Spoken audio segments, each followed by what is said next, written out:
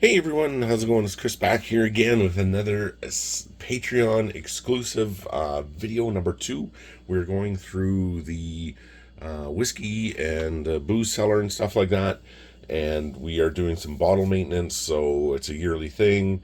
I take them and I put them on the sides to wet the cork for a little bit, and then they go back into the cellar. So this year, what I did was I put a lounge in where the library was, so a bunch of the stuff has been all mixed up in the cellar. It's kind of a mess right now, so it's a really good time as well to really organize it and get it back to the way I want it. So it's just absolutely perfect timing. So what I thought I would do is I thought I would put these out for Patreon subscribers first, so they can see them, and then release them, a little bit later for everybody else on YouTube. Just as a as a kind of a thank you to special thank you to my Patreon people, but as well as thank you to my YouTubers.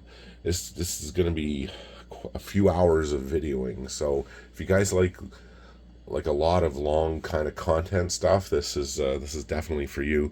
You're going to see absolutely every single solitary bottle I have, whether it's bourbon, Canadian, world, scotch, tequila, gin, rum, vodka, cognac, brandy, everything. So you're going to see every single bottle I have, plus every single wine bottle I have, because right now I am almost done putting the floor into my office. So I tore the floor out of the office. I didn't like it. It was just a shitty little parquet floor that was there when we moved into this house, and it's been bugging me now for 18 years that we've been here, and it was time to go. And I had some time this winter, and I thought, all right, I'm going to tear the goddamn thing up.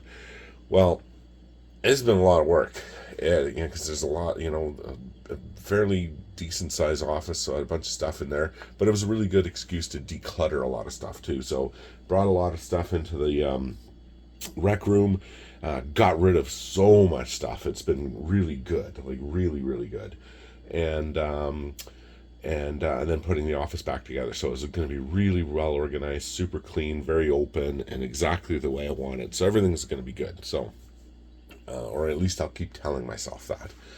But anyway, so what I've got to do is I've got to take the wine racks out of the cellar, move them out, put the floor down underneath it. Actually, remove the old floor, then put the floor down underneath it, and then put everything back. So you'll see everything in there as well. So you're gonna see every single bottle that I have, whether it's wine or hard liquor. So hope you like this kind of stuff. If not, feel free to jump ahead, because there is going to be a lot of content and a lot of time and hours to watch. So anyway, let's get on with it. This one here is a Clan Fraser Reserve. I got this bottle here on a booze cruise with Dan, and we went to Regina a couple of years ago. And you can see this is a screw top, so it doesn't have to be laid down, but I wanted to show it to you anyway. I have had a sample of this in the past, and I thought it was pretty good, and it was so cheap in Regina. So I thought, well, I'll get that, because it was super cheap, and it's just an easy kind of getting the day kind of going kind of drink if you wanted it. So or to have over with people that may not be big time Scotch drinkers, but are trying to wet their feet into it. This one here is a 15-year-old Glenfiddich, and I believe I got this one here when I was in Falcon Lake, and they hadn't changed their pricing yet, because the prices had gone up at the liquor store in Winnipeg, but Falcon Lake had not adjusted their prices yet, and this was like $35 cheaper than what I could have got in the city.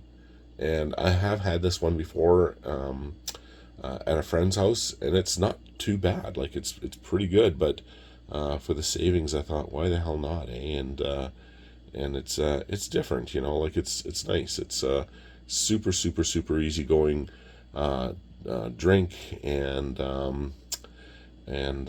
yeah, I like it. Like a 15-year-old, it says here new oak and sherry casks before harmonizing them into our Cellar vat. So it's very interesting. If you haven't tried it before, give it a whirl. See what you think of it. So I'm gonna put that guy down there. Get this out of the way for now. And since we did the 15, why don't we do the 14-year-old?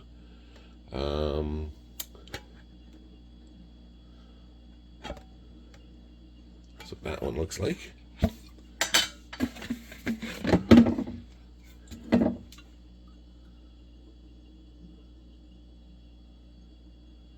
And you can see it's ex bourbon barrels, and pretty sure that's all it is, just ex bourbon barrels. But it's not too bad, you know. It's not a bad little whiskey, you know. It's 43%, so it's pretty good. It definitely holds its own. It's a nice, just a really kind of a nice evening kind of dram. Forget where I got that one from. Probably no, I do. I don't remember. I got it at BSW, and it was on for like 60% off or something crazy like that. Yeah, that's why I got that one. Because I was wondering, why the hell did I buy that? But it was like 60% off what you could get here, and it was like, no, it was almost 70% what you could buy it here for, and it was like 60% off at BSW. They had a massive freaking sale. This was a couple of years ago, though. And this is a Glendronach 2011. I got this at BSW in Calgary, and this was made specifically for the Canadian. It was bottled exclusively for Canada. You can see right there. That's a 2011 Glendronach. Really, really, really nice. I had this with a buddy of mine at our whiskey club, and a couple years ago, and it was really, really, really nice. I really, really enjoyed it, and BSW, like, they always have sales, so I'm always looking for the sales and stuff, and this was on sale, so I thought I should get that, because I was really, really, really, really enjoyed this one. Yeah, it's a nice scotch for sure. If you can get it, grab it. And like I said, it was distilled and bottled exclusively for Canada, so that's kind of cool. This one here, I got this in 2022 for our spirit release, and this is the McClellan Master Cut. This is really, really, really nice stuff. 52.5%. My brother-in-law had the Master Cut, and that's the first time I'd ever tried the McClellan Master Cut, and I believe he had the 2020 is the one. Yeah, it's 2020, because I got the 22. Yeah, it was 2020, and his wife bought it for him for his birthday, so we opened it up, and holy crap, was it ever good. And it's really good with water. Like, try it neat. It's really, really nice. It's super spicy and a little hot, but with water, holy cow, does that ever open up. That was the 2020. I'm not sure about the 22, if it's the same, but probably, because it's 52.5%. But really, really, really nice scotch. They bring them out in limited numbers every year, and so I thought, well, I would pick one of those up at our spirit release. This one here this is a nice little Highland Scotch. This is the Ardmore Legacy, and really nice Scotch. I wanted to get another bottle. This is my second bottle of it. And because I had a buddy of mine come over, not mentioning any names, he knows who he is, and we had a really good evening. It was a really, really, really, really fun night on the patio, sitting outside, having a couple cigars, and drinking this. And goddamn thing went, like, it was gone. He drank the whole bottle. Like, I think I had maybe 2 or 3 drams of it, and he drank the rest. But it went down really, really, really good. And it was on sale at the LC. So I just went out and bought another one the next day because I was actually quite impressed with it. It's not an expensive bottle at all, even at regular price. But it's a really nice little Highland Scotch. There's absolutely nothing wrong with that one. This is a famous Grouse, the Smoky Black. I had this at a wedding about 4 years ago, maybe 3 years ago. Grandpa had it there. And so Grandpa's like, "Oh, Chris, you should have Scotch with me. Are you old enough to have one?" I said, "Well, I don't know, Grandpa. What do you think?" "You look old enough. Why don't you have a Scotch?" And I said, "What do you got?" And he goes, "Oh, this is one of my favorites. It's Smoky Black." And I said, "I've heard of the Smoky Black, but I've never bought one." And he goes, "Oh, it's good." He says, "It's really cheap." He says, I like cheap and good." And I said, "You do?" And he goes, "Yeah, that's why I married my wife." And I'm like, "Well, you better not tell her that." And he said, yeah. He said, "That's just between us." And I said, "All right." So he had a little little dram there, and it was pretty good. It's not bad. It's not like super complex or anything, but it's actually really quite enjoyable. So I thought, well, I'll pick up a bottle of that. And this is actually a screw cap, so it doesn't need to be on its side. So I'll just put it right there. But so yeah, it's I was impressed, and it's got a nice memory now to me for me with that one. So this is the Glen Grant 12. I've never had this one before, I don't think. If we have, it would have been at the Whiskey Club, and I don't remember. But this was on like for a crazy deal at the Winnipeg Liquor Mart. So I thought I would pick it up. This was a few years ago, mind you. Like probably 3 years ago I got this one. And it's gone up by, oh gosh, $15-20 since I bought it. But I got it on sale for a really good price. I think it was on for like $15 off the regular price.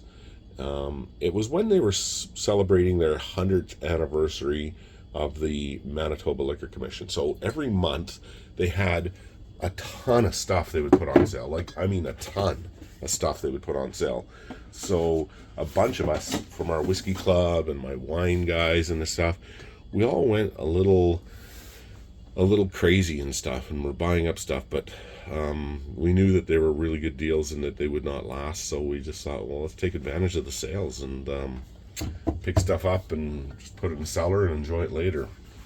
I got this one here back in 2020, and it was a last chance, so they're clearing this out. So I believe I got the last bottle in Winnipeg. I saw it on sale there, and I thought, well, I'll go and get that. And haven't tried it yet, but I've heard it's supposed to be pretty good. So this is the Speyburn, the Braden, Braden Orac. Anyway, but yeah, this was on for last chance, and they're just kind of blowing it out. So the price was really good, and I thought, well, why the hell not go and get it?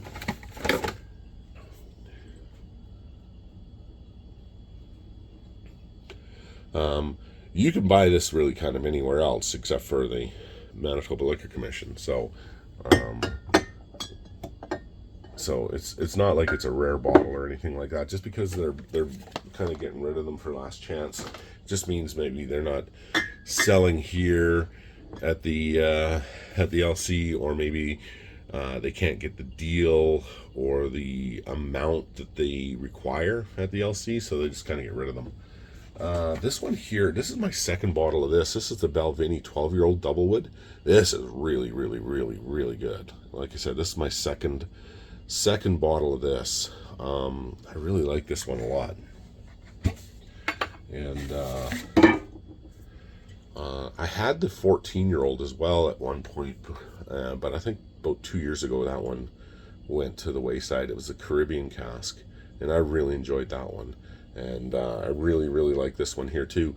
I had one of these, and it disappeared fairly quickly. And then I was at my little brother's wedding, and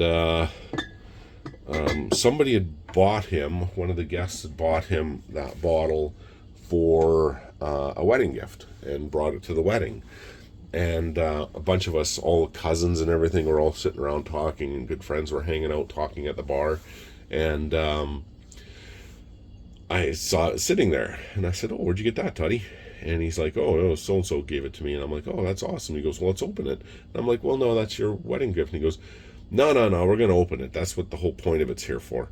He says, "Well, it's not just gonna sit there." So we opened it, and then the cousins got involved, and the friends got involved, and I think we drank, I don't know, maybe a quarter of it. Like, we weren't going hog wild because that was Toddy's, but boy, did we ever enjoy it. So this bottle was always really good in the past, but now it's got a really nice memory to this one. So that's why I ended up picking up another one, because it's just that was a fun day.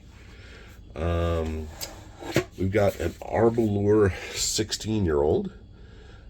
This came to Winnipeg about 3 years ago. Yeah, about 3 years ago. And they only brought in a few. And I was at the LC, and I was talking to my buddy Richard there, who worked there. And I was like, "Is this priced right?" And he goes, "Yep." And I'm like, "Are you sure?" "Yep." And I said, "Really?" And he goes, "Yep." And I'm like, "Well, I'm going to get two of them." And he says, "I've already got a couple myself." It was priced this like $1 more than the 12-year-old, like $1.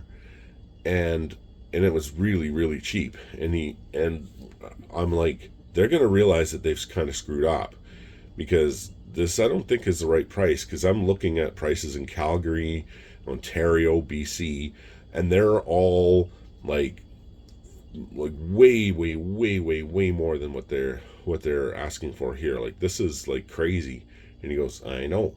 So like, yeah, so I bought 2 bottles, and really happy that I got both bottles. Haven't opened any of them yet, and I've never tried it yet. So looking forward to trying it at some point. I have had the Arbalure 12-year-old, and it was really good. I had that bottle probably 10 years ago. It's the last time I had it. But I do remember it was being really, really good. This one here, this was on for last chance at the LC. Same place where I got this one here. And but it was on sale, and it was $120 or $130 off the price. They were just blowing it out, and there was like one left in the province. So my son and I, we went over there, and he wanted to go to the LC and pick up some stuff for a party, and I went there to get this one here. First fill single barrel 12-year-old. You see a cask number here, bottle number there, and fewer than 300 bottles made out of that particular cask. So I've never had this one before, but if it's anything like the 12-year-old or the 14-year-old that I've had, I think we're in for a treat. Yeah, and a first fill as well. And if you don't know what first fill means, it means that no other scotch has gone into that particular barrel. So it's an ex-bourbon barrel, so it had bourbon in it at one point, and then they took it out, sent it to the distillery in Scotland, and then Balvenie poured this into it first. So no other scotch has been into it. So this would have been a first fill, and this is the first time scotch has ever been into that barrel. Then this 12-year-old here would have been, a second or third fill, probably a second fill. So this one would have went in first and absorbed all the flavors of the bourbon in there, and all the vanilla and everything else that was in there, and would get all of the majority of the flavors, and then they empty it out, and then they put another batch in there. So that's why this doesn't say first fill. So this is probably a second fill barrel bottle. So yeah, first fills are really good to get because they have all the majority of all the flavors into it, and they go for more money as well. So just because of that. All right, let's clean this up and get some more bottles in there. They've been down here long enough anyway, and we'll be right back, and we'll show you some more bottles here for to do some maintenance on. So hang tight. I'll be right back. All right, we are back. Let us continue on with what we are doing here. Let's see, which one is this? This one is this one. Alrighty. So, I have the Dalmore next. This is a 12-year-old, the basic 12-year-old. This is not too bad. You know, people kind of make fun of Dalmore, but it's actually really, really good stuff. I really enjoy it. You know, this one's very sherried. Yeah, it's colored, and yeah, it's chill filtered. But I mean, they have a brand. They all want the same coloring of their whiskey, so it looks good on the shelf, and so I can understand that. I'm not sure how much it takes away from the flavoring. I do like non-chill filtered, and I do like non-colored. I think most people would, but this is still really, really good. And I really like the shape of the bottle. I really like the bottle. Love the stag's head on it. The story goes with this particular bottle, or the Dalmore, was, I think it was the King of England. I don't remember the guy's name. I have to look it up. When we do a review on these bottles, I'll totally have it set for you guys. But anyway, I guess he was out hunting and stuff like that, or he may have been out and about, just riding his horse or whatever. But a stag toppled him or whatever, or was going to attack him, and he was going to be gravely injured. And a hunter or a knight or somebody there, like I said, I'm going to have to look this up and tell you the real story, saved his life. And he was like, "Oh my God, you saved my life, and you're this awesome dude, and you're going to be my best pal now. We're going to be drinking buddies, and you know, like, let's go and do cool stuff and get a boy band together, kind of thing. And I'm going to give you a whole bunch of land, and now and forever forth, this is going to be your family crest." So I think that's kind of the story. Maybe not the boy band side of things, but you never know. Who knows? Maybe they did form a boy band. I wasn't back then. I wasn't around then, so I don't know. What's to say they didn't have a boy band? This is another Dalmore. This is the Portwood. And I have never had the Portwood. I've had the 12-year-old, but I've never had the Portwood. But I've heard it's really, really, really good. I got all of these bottles at BSW. The 12-year-old, I got one for my buddy Dan as well for his birthday one year. And they were a really good price, like 50% off what we can get here. Then I got the Portwood about 2 years ago, 2 years ago, 2023. And this, we can't get it here. And it was on like for a crazy ass deal. So I picked that one up, and I picked this up at the same time as the next bottle.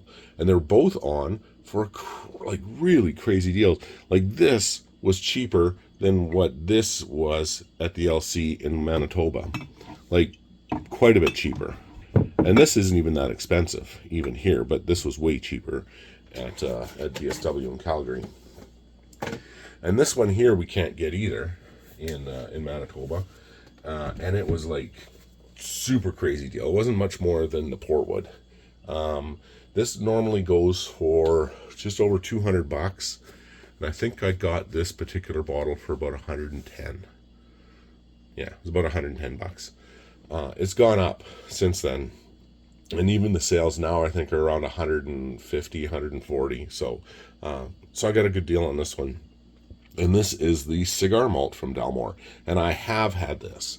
I was over at my buddy James's place one time, and we're all sitting around. He invited me over, and there was like Joe, myself, and I think it was Mike. I'm not sure. But anyway, there was 4 of us there. and we're all sitting around, we're all talking, we all had different bottles and stuff to sample and everything like that. We all had great cigars, and it was kind of all out on the table, and this was there. I thought, God damn it! I literally just bought this like a week ago, kind of thing. I had an open mind, and so I tried his, and it was opened, so it was about maybe a quarter of the way through the bottle, so it had opened up a bit. But boy, was this was really good. Like, I was incredibly impressed with it. And it is the cigar malt from Dalmore. And I was really, really impressed with how good this one was. Like, this is worth it. I really, really, really like that bottle. So there are the 3 Dalmores. I'm going to have to do a shot for the gram too for that one, because I think those look really good. Before we put them away. Maybe I might even take those out just to take some pictures outside, in the snow with them. I think that might look kind of cool. These ones here, they came out for Spirit release, oh God, a couple years ago. I don't remember. 2 years ago, maybe 3 years ago. I don't remember. Anyway, they're 43%. They're really cool. I have not tried it yet. I got a bottle for my brother-in-law as well. For his birthday, and I just thought it was really cool. It's kind of a cool gimmicky kind of thing, but I think the scotch inside is fairly decent, but like I said, I have not tried it yet, so I can neither deny or confirm the stuff inside, whether it's good or not. But I do like the packaging. I haven't bought, I think they came out with 2 new ones of the similar packaging, and I have not bought those. But I did get these, and these were actually really, really, really reasonably priced at the LC. It was the cheapest in Canada. I believe they're about $130 a bottle. Or was it $125? I think it was $130. And everywhere else was just over $200. So anyway, I got 2 of them, and it is the McClellan A Night on Earth, and I just love this this whole box and everything like that. The enclosure and stuff that they have. It's kind of hard to see. Maybe if I zoomed out a little bit. There you go. So that is it. And to open up, it's kind of like those little Russian dolls. Oh, and I should show you that I've got 2 of them here too. So I got 2, and so you open it up like this. I'm just gonna move this guy out of the way. And there's a little guy in here, and this does come out, so you can take this out, and it's got writing in here, gives you the whole description. I've never actually read it, so maybe I'll read it one day. When I open it up, I probably will read it. So it's kind of a cool little box here, and I don't know, you put stuff in it, I guess, if you wanted. But anyway, so it sits like that, and then this guy here, this is magnetic. No, it's not magnetic. Oh, is it? Yeah, it might. Yeah, I think it is magnetic. It kind of goes down. I don't know. If it is, great. If it's not, whatever. But anyway, it just flips up, and there you go. And then it just flips over to the back like that, and there's your McClellan bottle right in there. So really, really kind of a cool little opening system here. So it's like that, and you're like, oh, let me get my scotch out and show you what I got. And they're like, oh, okay. And they're like, well, are you gonna get it out, or are you gonna play with it? And I'm like, well, it's all a production. And then it just, this little guy here pops out, and then you get it out like that. And there is the McClellan, The Night on Earth in Scotland. And I don't know, there's a big story behind it and everything like that. I'm not 100% sure. When we do open one of these bottles up and we review it together, I will tell you the whole story behind it, the artists that put together this box, the reason behind it, and everything else like that. So we will we'll get into the storytelling of the McClellan, The Night on Earth. So there we go.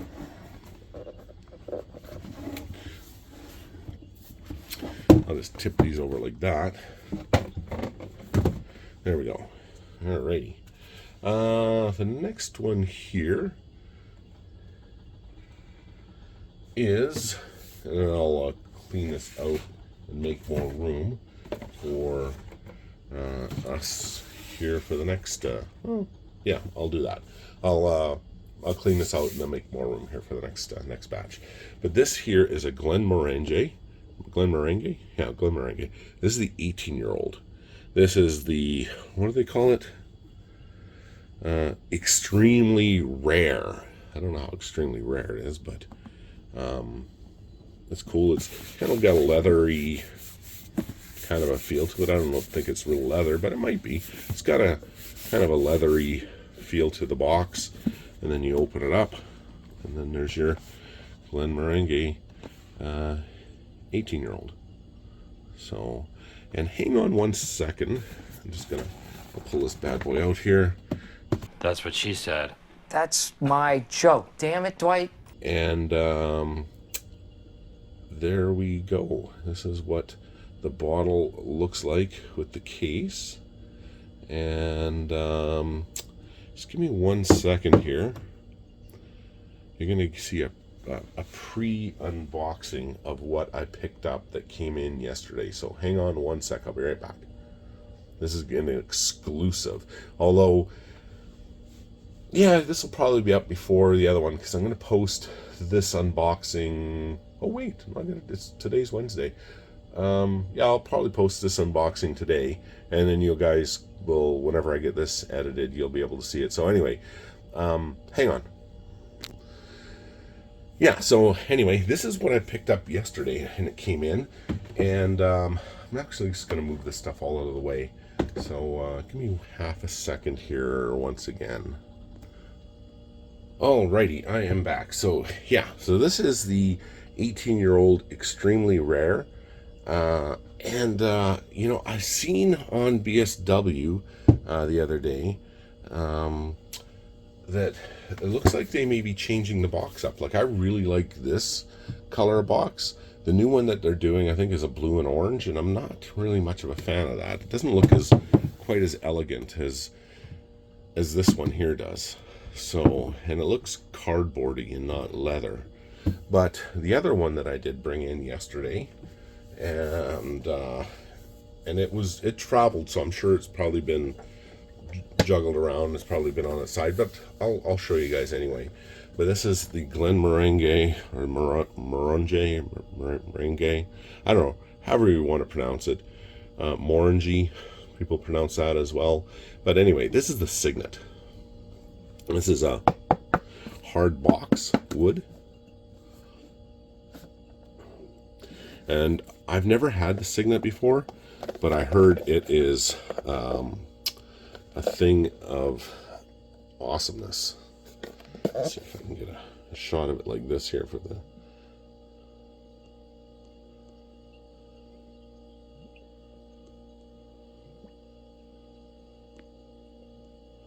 So anyway, yeah, I heard that this is kind of like the real deal when it comes to Glenmorangie. That the 18 is really good, I heard, but they said the Signet is just something else altogether. So really kind of looking forward to trying this one. So yeah, so it just pops out like this, and this is the bottle here. So two really nice whiskeys here. So really kind of looking forward to kind of trying them together as well, just to see what we think of them. So let me know what you guys think of these, and if you've ever had these before, and if you have, what's your opinion on them? Because I've never had them before. I've only heard good things about them. So, and I got both of these at BSW. This one I've had for quite a few years already, and this one was, oh my gosh, I think I got it for maybe $100, maybe $98. Like, it was really cheap, like really cheap. In Winnipeg, this thing's around $300. And this, I don't think you can get the Signet in Winnipeg or in Manitoba, but this was on sale for about $200 off at BSW. just really, really, really good price on this guy here. So I thought, why the hell not? Why don't I pick it up and see what it is all about? And it could be really, really, really good, or it could be not as good as everybody else says it is. But from what I've read and from what I've heard, and from people who have tried it online, like other reviewers, they said they really enjoyed it. They just wish it wasn't so bloody expensive. So I'm going to get these two guys into the cellar, and then we will start working on other ones that we've got sitting right here on the bar. So hang on one sec. I'll be right back. All right, I am back. Jeez, we're going on 35 minutes here, almost 36. All right, let's get on with it here. Let's go with this guy here. This is the Lagavulin Offerman edition. This is the Guinness cask. I totally missed out on the first one. I think it's just an ex-bourbon cask, but I completely missed out on that one, which is too bad. But I don't know. I don't know if I'll ever find the original one. But anyway, I was able to get the 2000 and this came out, what, 3-4 years ago? Maybe 4 years ago? I'm not sure. But anyway, this is the second edition. This is an 11-year-old Lagavulin. This is the Offerman edition and the Guinness cask. So really, really, really nice. I did get 3 of them, and one of them is almost done. It's sitting in the lounge. You guys will see it later on when we do our little tour of the lounge. Once I get it all kind of cleaned up, we're going to do a full-on tour of the lounge, so that'll go on to Patreon as well. I just have to clean the lounge up because it's still, I've got flooring in there right now where it's kind of being held, and I'm moving it into my office, so it's kind of messy. Next one here, we have another Offerman edition Guinness cask, the 11-year-old. And these are so good. You know, I wasn't 100% sure what Guinness cask would taste like a beer cask on this, but holy crap, is this ever good. This is just really, really, really, really, really good stuff. We did our summer sippers this year for our whiskey club at my place, and it was all rum cask scotches. So you probably heard the story before, but anyway, I brought out a bottle of rum from Romeo to start the night off, and boy, was it ever good. We ended up drinking almost the whole goddamn thing. It's gone now. That bottle is long gone, but boy, was it ever good. But all the different rum ones that we'd brought in, all the scotches had rum influence on it. So I thought we did have the 11-year-old Lagavulin Offerman edition of rum, a Caribbean rum cask. So I thought, well, I've got these ones downstairs too, so why don't I bring them up? Because maybe people hadn't had a chance to try these because you can't get them anymore. So I brought them up, and I brought the charred oak cask up, and everybody just really loved them. They got right into them, but this was the fan favorite, was this one here, and I totally agree. Like, this charred oak is really, really, really nice, but I do prefer the Guinness cask. I mean, I'm not going to turn my nose up to this either. I think these are really, really good. And I did get 3 of them. So one is, like I said, open, and I've got 2 here to just enjoy. So I got one for, you know, once these ones are done, I can open up another one, no problem. And then I've got one for long term hangouts. So yeah, so pretty happy with that. And I did get 3 of these guys here too. We haven't opened the rum cask one, so it's still sitting in the lounge, but I will show that to you once we get into the lounge, because it's just sitting there. But we got to do most of my bottles in a well, no, actually it's quite a few. I did tip all of my bottles down that are in the lounge, so they're all they all have been tipped, but I'm going to still show you everything that we've got in there. So get a couple shots here for the gram, just for fun. Maybe I'll do the same with the other ones here too. Why the hell not, eh? I don't think you guys would mind watching some little more bottle porn. Let's get my fingers out of there.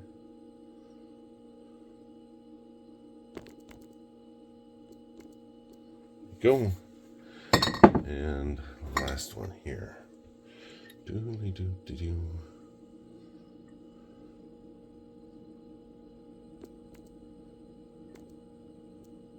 There we go. All right. So, I'm just going to put that one down. And you've seen this one here. So, I'm going to put that down. And these have been down long enough now. Get these up and out of the way. So you don't want to leave them down too long. You don't want to damage the cork either, but you don't want them to dry up on you, right? So you're gonna have cork issues. So this is why I do that this every year to just kind of moisturize the corks and kind of keep them in good order. Plus, when I tip them on their side, you'll be able to tell right away if you're going to have an issue with your corks. And if you do, then you want to get that rectified right away, i.e. preferably opened and drank, because there's no point in just letting them sit like that for however long it's going to sit, because at some point they're going to oxidize on you, right? So I know when I bought each and every one of these guys, and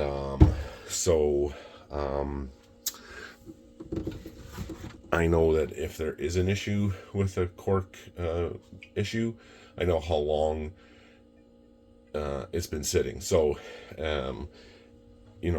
like say last year, this one was totally fine, and I know that, this is the cask strength edition number 3.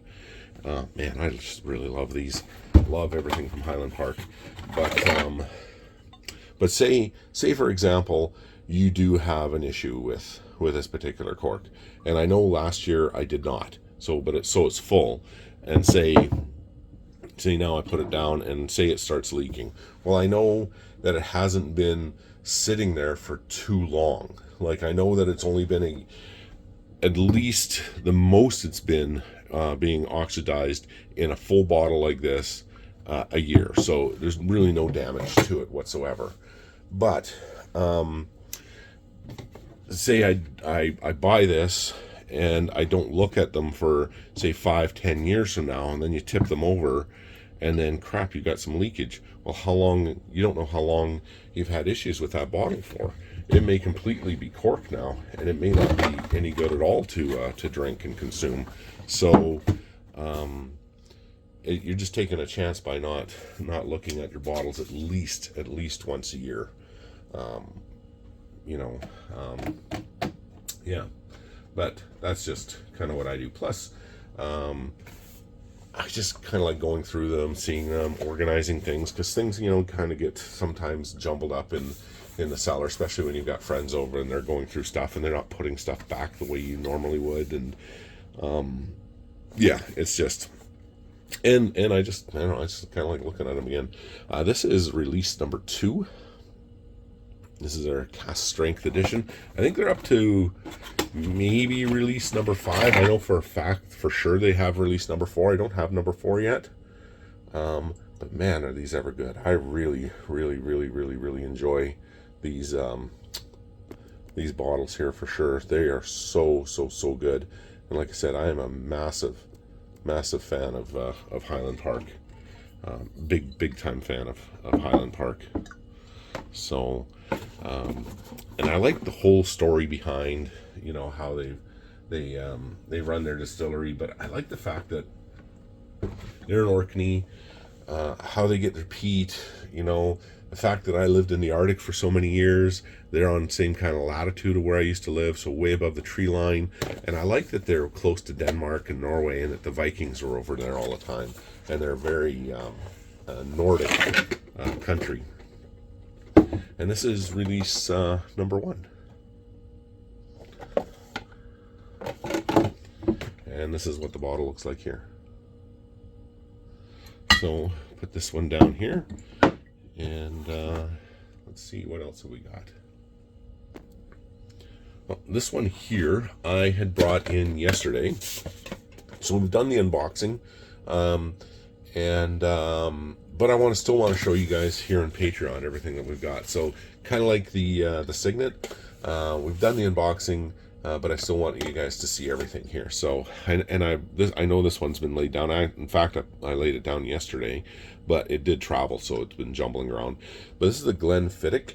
This is the Orchard Experimental Edition, and this is edition number 5. We did bring this in for spirit release this year.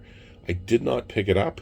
Wasn't sure, kind of sure about it, and then some of the guys in our whiskey club were like, "Oh, this is really, really good. We're really kind of enjoying it." And I thought, "Damn it, maybe I should have got it." But then BSW had a big sale on it, and this was way cheaper at BSW than what the LC was asking for it. So it was totally worthwhile picking it up, you know. And if it's good, great. If it's not, well, then you just pawn it off on on people that come over that don't know any better, I guess. But yeah, I heard good things about this one, so I thought, well, why the hell not try it out? So we'll see what it's all about, and if it's good, great. If it's not, well, that's not great. But yeah. But anyway, we have had this one laid down already, so I'm not going to lay this down. I don't want to put too much tension on the cork. I'll put these guys away here now. This is number 2. It's number 1. Number 2. Get these guys out of the way, and then show you a few others that we have here.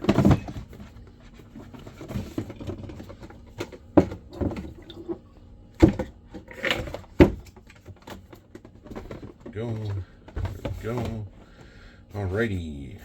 This here I picked up. This came in yesterday with the Glenfiddich and the Signet, and we had this at our whiskey club. Not this particular one, but we had a Linkwood at our whiskey club a few years ago, and I've had Linkwood since, and I really love Linkwood. But we did have a North Star at our last whiskey club meeting. It was our virtual meeting, and boy, was it ever good. So I thought, damn it, I gotta get a North Star Linkwood, and it's a 14-year-old, and I can't wait to try this. I've never had this one before, but I love, like, North Star is awesome, and Linkwood is awesome. So really looking forward to trying this guy out. So, like I said, I'm a massively huge fan of Linkwood and a big fan of North Star. So let's see. So we got this, and this. Let's do these guys.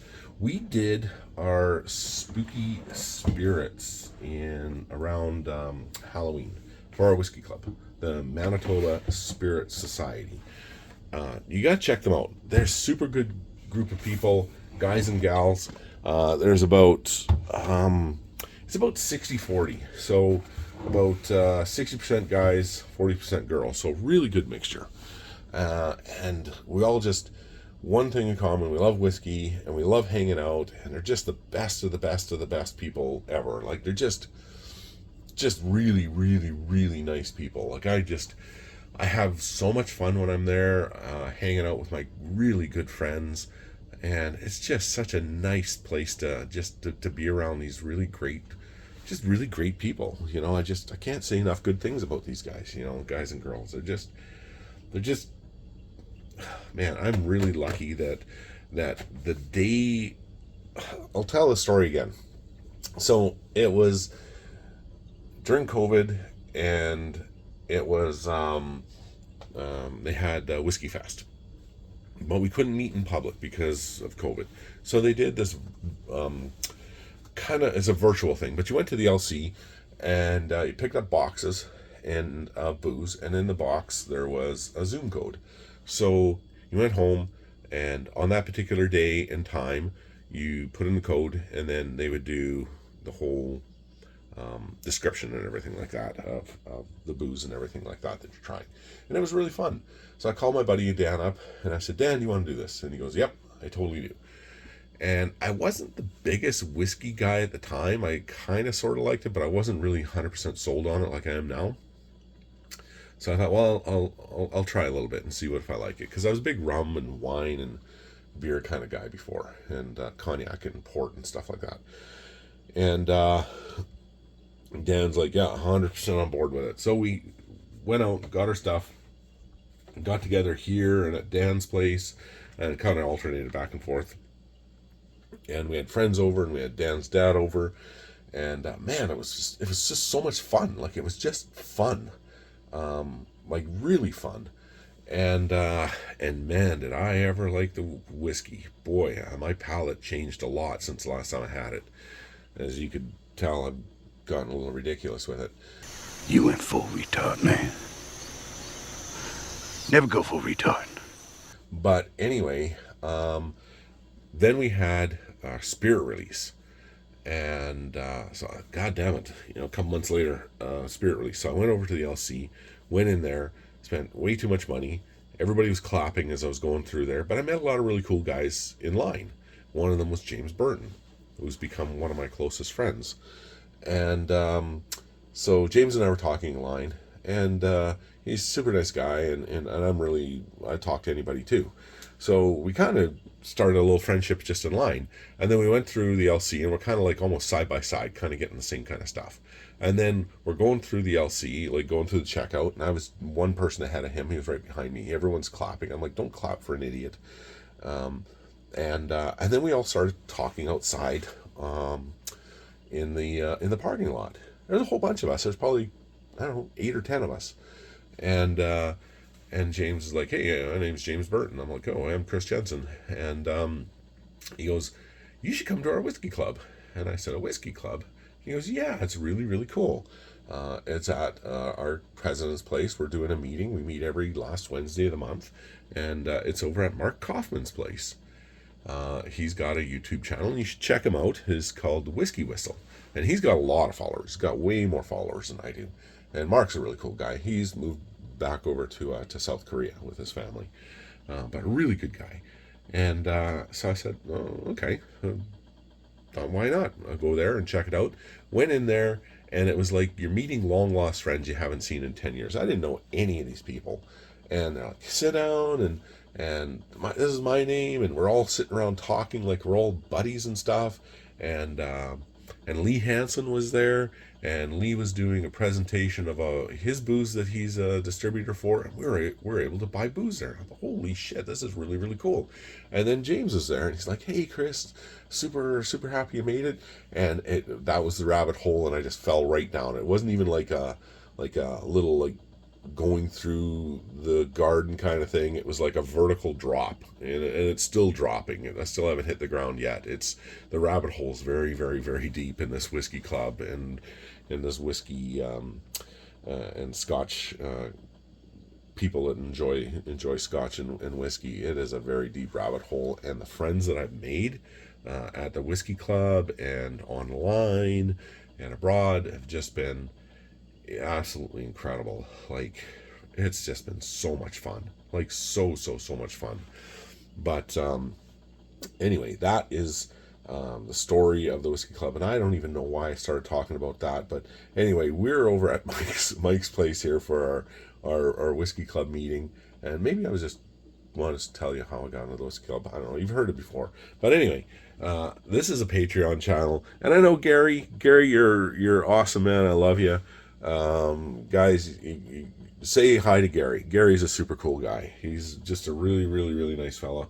A real good British gentleman, and a really good whiskey guy, a really good cigar guy. So, hey Gary, hope you're doing well, my friend. Yeah. So, but anyway, we were at our Spooky Spirits, and we got three different kinds. We had one SNWS bottle at the end that you couldn't get, and it was super expensive. But Will and Mike and James are all SNWS guys, and man, they know their stuff. But what we did have was these other indie bottles. It was all indie bottle night, and one was Fables, and the other one was Macbeth. And I really tried to get a Macbeth, but they sold out, so we couldn't get that. But what I did get was Fable. So we tried these ones here. This is the Moon, and this is really, really nice. This is a Daluane. Man, did I like this one here a lot. And these are so cheap. It's crazy. For these really good indie bottles that are really limited release, I can't believe how cheap these things are. Like, and the packaging is on point. Like, the boxes are really, really cool. You got to check out their website. Like, I'll put a description in below. Check out the Fable website. It's a really cool story, and they've got a really cool little movie intro to it. So check them out. The intro is really, really, really cool. Maybe I'll post it with this here now, and you can watch it. And if you don't like it, just kind of skip ahead of it. But it's really, really cool.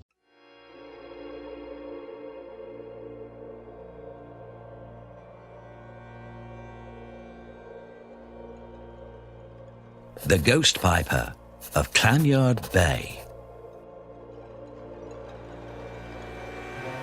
There was once a small settlement perched on a cliff in Scotland's wild southwest corner. From here, you could journey afar, but the locals stayed put. For the land, which should have been barren, was rich for farming, a well-kept secret. These were hardy folk.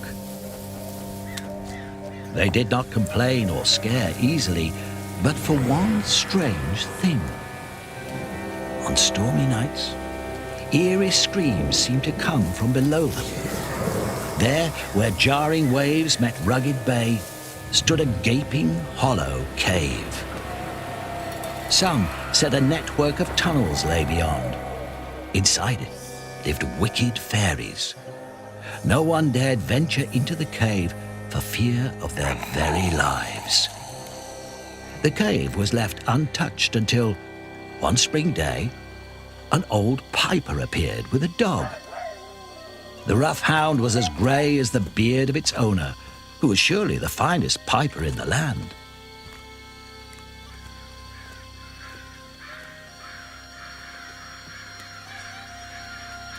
The bagpipes were crudely made, and yet from them came a merry sound that even stopped the crows from cawing. One of the locals said he would march into the haunted cave to such a brave sound. Well, almost, he quickly added. The remark stopped the piper from playing, and an odd expression fell upon his face.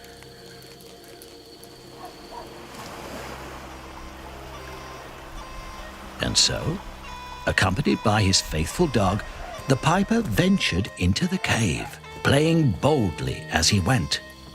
At the entrance, the locals waited and listened. Hours passed, and the pipes grew quieter until there was no sound at all. Suddenly the hound, once shaggy, ran out of the cave howling, without a single hair left on his shivering body. Deep underground, the piper continued to play as the fairies yelled, cursing him to leave. On he went, with a chill upon him. The music soared above the terrible cries until the piper reached the cave's center. The piper was now in the mouth of a dreadful storm, yet still he played. Furious at being bested by a human, the fairies departed, leaving a labyrinth of mazes behind them to trap the poor piper inside. The piper was never seen again, and the cave's entrance is now long gone. But hear me, stand on that cliff in the middle of the night, and a faint melody of pipes can still be heard, coming from the depths below.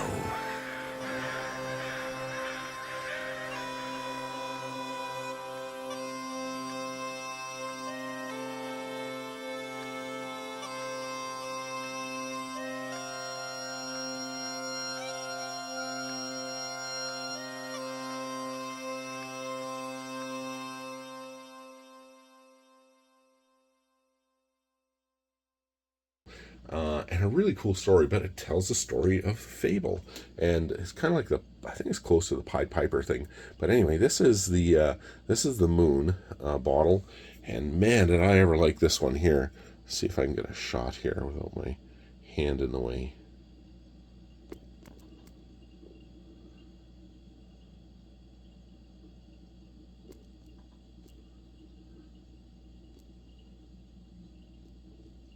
But yeah, this one was really, really good.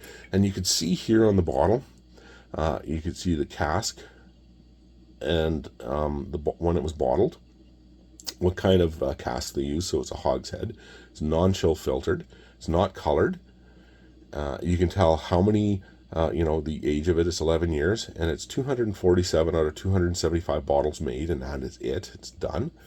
It's from Speyside, and this is when it was distilled. July 14th, 2010, and bottled October 18th, 2021. But it is a really, really, really, really, really, really good scotch. And like I said, these things are so freaking cheap, like 113, 114 bucks at the absolute most for these things. Like, and for what you're getting for such a rare whiskey from an independent bottler, man, it's really, really, really good. And the other one we had that I picked up was called Ghost. Really, really, really, really, really good. Another really good bottle. And it's a Glen Spey, and it's a 12-year-old. So I'll show you what this one looks like.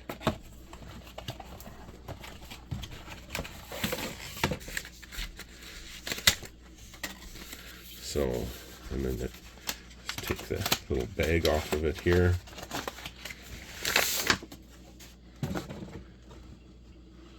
And that's that one there. And it's such a, man, it's such a great, great, great whiskey. I'm really, really loving everything here from Fable. Like, they've done everything right with these guys.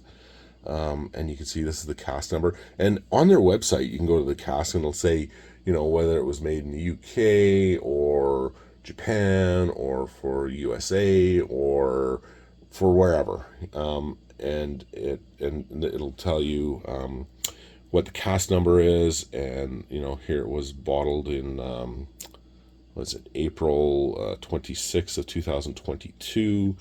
It is sherry butt, non-chill filtered, not colored, number 446 out of 670. It's a 12-year-old from Speyside, and it was distilled on March 15th, 2010. So just a really cool bottling, really cool design and packaging and branding to this. Like, it's such a really, really, really good. They're just so good. They're just really, really, really good. And I'm not sure if we tried this one or not. I am not 100% positive, but I did get it anyway. And this was brought in yesterday with the Glenfiddich, the Glenmorangie, Signet, and the North Star.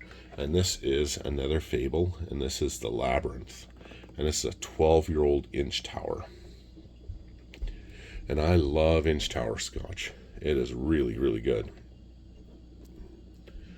So this is what the box looks like here. You can see that it's a little map of where each and every one of them is from. Glen Spey, Inch Tower. Let's see here, this one. Speyside, or Dallywayne. So yeah, it's these are really good. And I'm not sure if we tried this one. We may have. I'd have to look at our notes. This is the packaging here.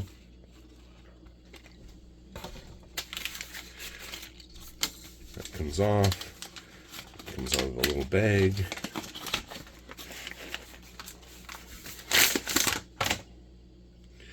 And there's the bottle right there.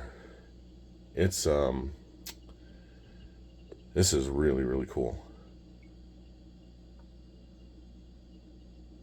And you can see here, there's only 90 bottles made. This is number 45, so halfway through it. And it's 57.6%. So really, really, really nice cast strength whiskeys too on these ones. So that is that one there. So let's put these, let's put these guys away here, and we will do the last 3 that we have on the bar, and then we'll go grab some more. So just hang tight. I'll be right back. All right, we are back. We've got 3 left on the bar here, and then I'm going to put everything away, and then we will bring some more out for you guys. And yeah, still a bit left on the second shelf, and we are going into the hour already. So it's Gary, I hope you like these long ones, buddy. So the next one we've got here, this came out for 2023. I was smart enough to buy 2. I wasn't smart enough to get 3. So this is my last bottle. James was smart enough to get 3. I was not. But this is the Carchus White Port and Madura cask. This is super, super, super, super good. Yeah, we tried these for the Taste of Isla in 2023, pre-spirit release, and we were lucky enough to be able to buy a bottle. So we got all of our bottles there, so we didn't have to get any at the LC when they came out. So we let everybody else get their bottles because we already had ours. But I should have got another one when I had the chance, but I did not. So this is my last one. So, but it is a really, really, really, really, really good bottle. We even had this one here for one of our virtual, like our latest virtual one. What I did get, and I was only able to get one, I got it at Craft Cellars, and I got it with a bottle of Long Row Heavily Peated. So Long Row Heavily Peated was 1 bottle per person, and this was 1 bottle per person. By the time I got it into the checkout, and I put them in super fast, boom, boom, and then checked out. And then I went back to see if there was any more, so I can let my friends know. They were all completely sold out. The Long Row and this one, especially this one. I was really lucky. I was in the right second at the right time. Like, if you were a second late with these bottles, they're gone. It's kind of like Springbank. And this is the Laphroaig Carchus 2024. And you can see it's a new box, eh? Like, this was the old box, and this is now the new one. And James Neal, he's the rep or ambassador, not a rep, but ambassador to Laphroaig and Beaumont and places like that. He was saying they're all going to these boxes now because of the footprint and everything like that. But it's way, way, way, way, way cheaper to produce a box than a tube. He says the metal in it alone is really expensive to make. So makes sense. And he says they're going to be more even across the board. But I don't know. I kind of like the tubes. Like just something a little more substantial about it. But what really matters. Oh, hey, and they didn't put this in here either. Like every Laphroaig, you get one of these. You put the little code in. Right here. Yeah, you put your code in, and then you can get your little plot of land in Scotland, and then you can go to Laphroaig and take your booze out there. They give you a free dram, and you go and drink it on your little 1x1 thing of in Scotland. But if you become friends of Laphroaig, but the more of these that you have and the more that you enter, I think you get more points, or you get bonuses or whatever, or you stay as the friends of Laphroaig, so it kind of keeps you in good standing. But yeah, there's nothing in there, so it didn't come with one. That's weird, huh? But anyway, that is the the new Carchus bottle for 2024. I believe it is the PX Sherry Cask and the Triplewood. I believe that's what this is. They said it was a fan favorites, and I know the PX Sherry and the Triplewood are definitely fan favorites of Lafroig for sure. So I think that's what it might be, but don't quote me on that. I'm not 100% positive on it, but I'm really, really, really looking forward to it. But I was only able to get the one bottle, and then it was gone again. So we were all a little disappointed here this year at our Spirit Release, because Spirit Release in Winnipeg is always really good. This year was a little bit of a downer, and this was the bigger one. You know, the winter one's always kind of the bigger Spirit Release, but they didn't have a whole lot there for us this year. So all of us true whiskey folks were a little disappointed in the what they brought in. But what they really didn't bring in was the Carchus, and every year they've been bringing in Carchus for quite a few years now, and this is the first year they haven't brought it in. So yeah, we're all disappointed in that for sure, and because we're all really wanting this bottle. And I think I'm the only one in our whiskey club, I don't know if that's true or not, that have this one, but a lot of my friends in our club never did get this one. So this is the only one I have. So but I'm always willing to share it with my friends for sure.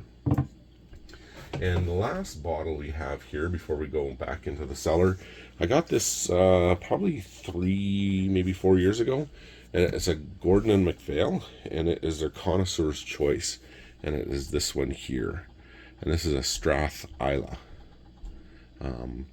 Really, really, really nice whiskey. I've had Strath Isla before. I really, really enjoy it, and I know everything from Gordon MacPhail is just really, really, really good, like really good. They always do a really, really, really good job of their offerings and everything. So really kind of looking forward to opening this one up and sharing it with everyone, sharing it with my friends in the whiskey club, sharing it with you guys. If you've had this one here, let me know. If you've had Strath Isla, let me know. Yeah, and what you guys think of it. So yeah, it's a nice everything I've ever had from Gordon MacPhail has always been really, really, really on point. So that is the bottle there. So really, really, really cool bottle. Really hefty bottle. That one's got quite a bit of weight to it. So anyway, that is it for this portion here. We're going to go back into the cellar and get more bottles of the second shelf, and we will be right back. So stay tuned. I'll be right back. Let's all go to the lobby. Let's all go to the lobby. Let's all go to the lobby to get ourselves a treat. Hey everybody, how's it going? It's me, I'm back. Alright, we are still continuing with shelf number 2. And yeah, these are all kind of mixed up. I don't know how they all got so mixed up. There's some bourbons in there with some indie bottles, with some blended bottles, with Campbelltown and Isla. So it's kind of became kind of a shit show in there. What? So I'm really happy I'm doing this. Really happy I'm organizing everything again, and then just maintaining these bottles the way they should be. So let's get at it right now. So the first one we got, we don't have to tip this on the side because it's a screw cap, and this is the Johnny Walker, the Song of Ice. This was for the Game of Thrones. They brought these out a while ago, and they no longer at the LC. I got the Tale of Fire here as well, and it's right here. We've opened this one up here, Dan and I, It's not great, but it's actually not too bad. It's definitely got a little bit of a tequila in it, and that's actually a pretty cool shot there. And it's got a bit of smoke to it, so I was really kind of like, I wasn't like blown away by it by any stretch of the imagination, but I was pleasantly surprised about how not terrible it was. It was actually pretty darn good. And you know, we I went back probably a month after we opened it. I don't know if you can, yeah, you can't see it, but there's about this much in here. You know, like we've gone through about that much. It's just a really easy sipping drink. It's only 40%, as you can see here. And but it's, you know, it opened up pretty good. You know, it's got that smokiness, it's got that charred notes to it, it's very Kalila forward, you know, so it's definitely got some smoke to it. I really do like Kalila, so I was pretty surprised with that one. So I'm gonna put this one back in the bar here because it belongs down here. It's opened. And the next one we have here, this is the Dewar's Caribbean Smooth. This one here came out a couple years ago.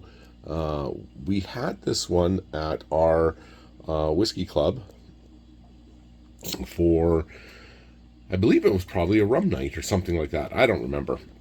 But anyway, we had that one, and then we had this one here, and this is the tequila one. This is the illegal smooth, and it was this one's pretty good too. It's definitely got a tequila bite to it, but it's not bad at all. Let's see, what else do we have any here that can just sit up? Yeah, we do. We have this one here. This is the 18-year-old Dewar's. I got this at BSW, I'm thinking. Could have been Craft Cellars, but I think it was BSW. And they had, yeah, it was BSW. And no, I don't know. It could have been Craft, it was either Craft Cellars or BSW. And it was on for a super crazy deal. They were really expensive in Winnipeg. Like crazy expensive from Winnipeg. And I got a 21-year-old too. It's sitting out in the lounge. And I think the 21-year-old was at BSW or Craft Cellars. I forget what it was. I have to go back into my notes. I know I got it in Calgary, but it was like $32. It was crazy. And it was 18-year-old. I think it was about, I don't know, $50 maybe. Maybe that at the absolute most. And this one here is a 750 bottle, whereas the 21-year-old is a 375. But yeah, it was crazy. And I know, and this one here I guess does have to be laid down, that Mark was doing I believe it was a blended night at his place. I think it was virtual. I think it was virtual because it was during COVID. And we were doing all these different Dewar's and all these different blendeds and stuff like that. And I said, well, crap, I've got a Dewar's 18-year-old. Like, I just came in. And I said, I don't know why I didn't even think about letting you know about that. And everybody's like, oh, man, for next time. Well, he's moved over to South Korea now, so we sure miss him. He's a good guy. Yeah, really, really nice fella. Anyway, the next one we got here is, my wife and son bought this for me for Christmas one year, and it is the Laphroaig 10-year-old, but it's a gift box, so it's really kind of cool. I got my dad one of these as well. My dad just loved it. That Laphroaig is gone. I've gone through a bottle of this myself, a Laphroaig 10, but inside here, it's got a little glasses and a 10-year-old bottle of Laphroaig. So really cool. It came out for Christmas maybe three years ago, something like that. But anyway, Dad loved his, and I sure love mine. And I already had a 10-year-old, but I was like, this is one that I want. And so my wife and son went out and got it for me. So super nice of them. They're so cool. This one here is a Laphroaig Triplewood. Story behind this is, well, I love Laphroaig. Really love Laphroaig. And Manitoba, for some crazy reason, was getting rid of them. And these have been since discontinued, and I think that's the reason why they were getting rid of them. So they put them on discontinue, and I was like, crap, these are really good. And I already had a bottle. Like, I'd already gone through a bottle of this. And they were like, yeah, no, they're gone. And so I ran out to one of the LCs about almost an hour out of town, and they had 3 left. So I grabbed all 3 of them. And then I had a buddy of mine who lives almost 5 hours out of town, and they had 3 there, I believe it was 3 or 4. I don't remember. It was either 3 or 4. So I asked him, because could you grab those for me? I said, do you like scotch? He goes, no. And I said, are you sure? And he goes, no. And I said, okay, could you go grab these for me? And he goes, yep. So he went and grabbed them for me, and his in-laws were in town, and they're from Stonewall. And they came home back to Stonewall. I went out and saw my mom and dad and picked them up there. So super, super, super happy about this. I've gifted a few of them away to friends of mine, to family, and to friends. And I think I've got maybe, like, I don't know, 2 or 3 left, maybe 2 left.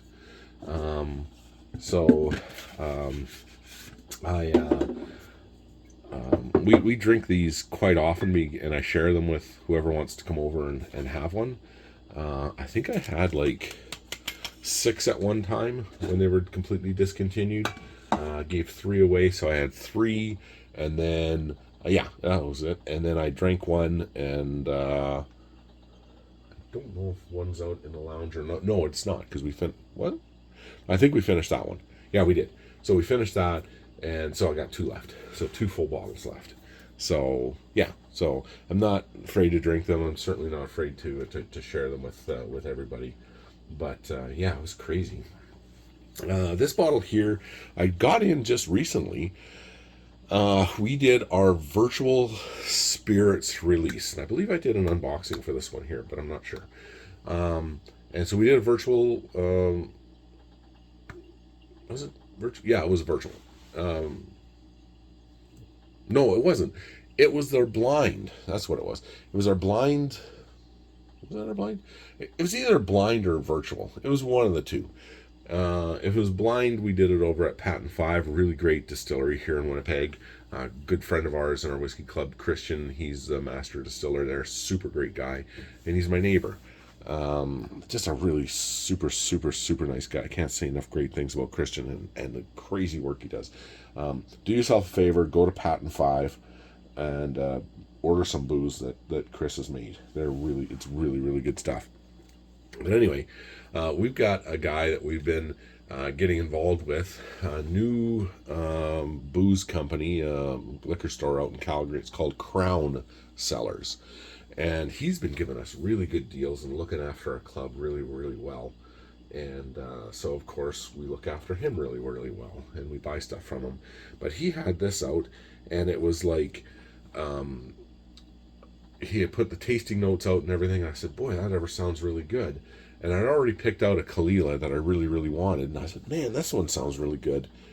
I really want that one too, damn it. So I went to look at it. It was the same one that I wanted. So it was it worked out really well. And this is an indie bottle from Cut Point, and it is the Kalila. And just an absolutely incredible bottle. Of course, I haven't tried this one yet. It just came in. But you can also see here it's 56.5%. And yeah, so it's a really nice indie bottle of Kalila. So really looking forward to it. The tasting notes on it was like, whew, boy, I definitely need one of those. This one I've had for a while now. This is another independent bottling, and this is a blended Scotch whiskey from Douglas Lang, and I love everything Douglas Lang puts out. And this is the Scallywag, and this is their winter edition, and it's cask strength. So kind of looking forward to trying this one out. We were going to try it out last winter, and we never did. And then I thought, well, maybe this winter, but we'll see. Not sure if we're going to get into it or not, but If not, I'll just open it up and enjoy it and share it with everybody. But yeah, it's a cool little bottle with a cool little doggy on it, and the tasting notes are crazy, like chocolate and marshmallow and a little bit of smoky fire, but just like a kind of you're roasting like s'mores out on the campfire kind of thing. So you're having like biscuit notes, sweet toasted marshmallows, milk chocolate, and a little bit of campfire smoke. So it's supposed to be reminiscent of that. This is the long row I was telling you about, that I got in with the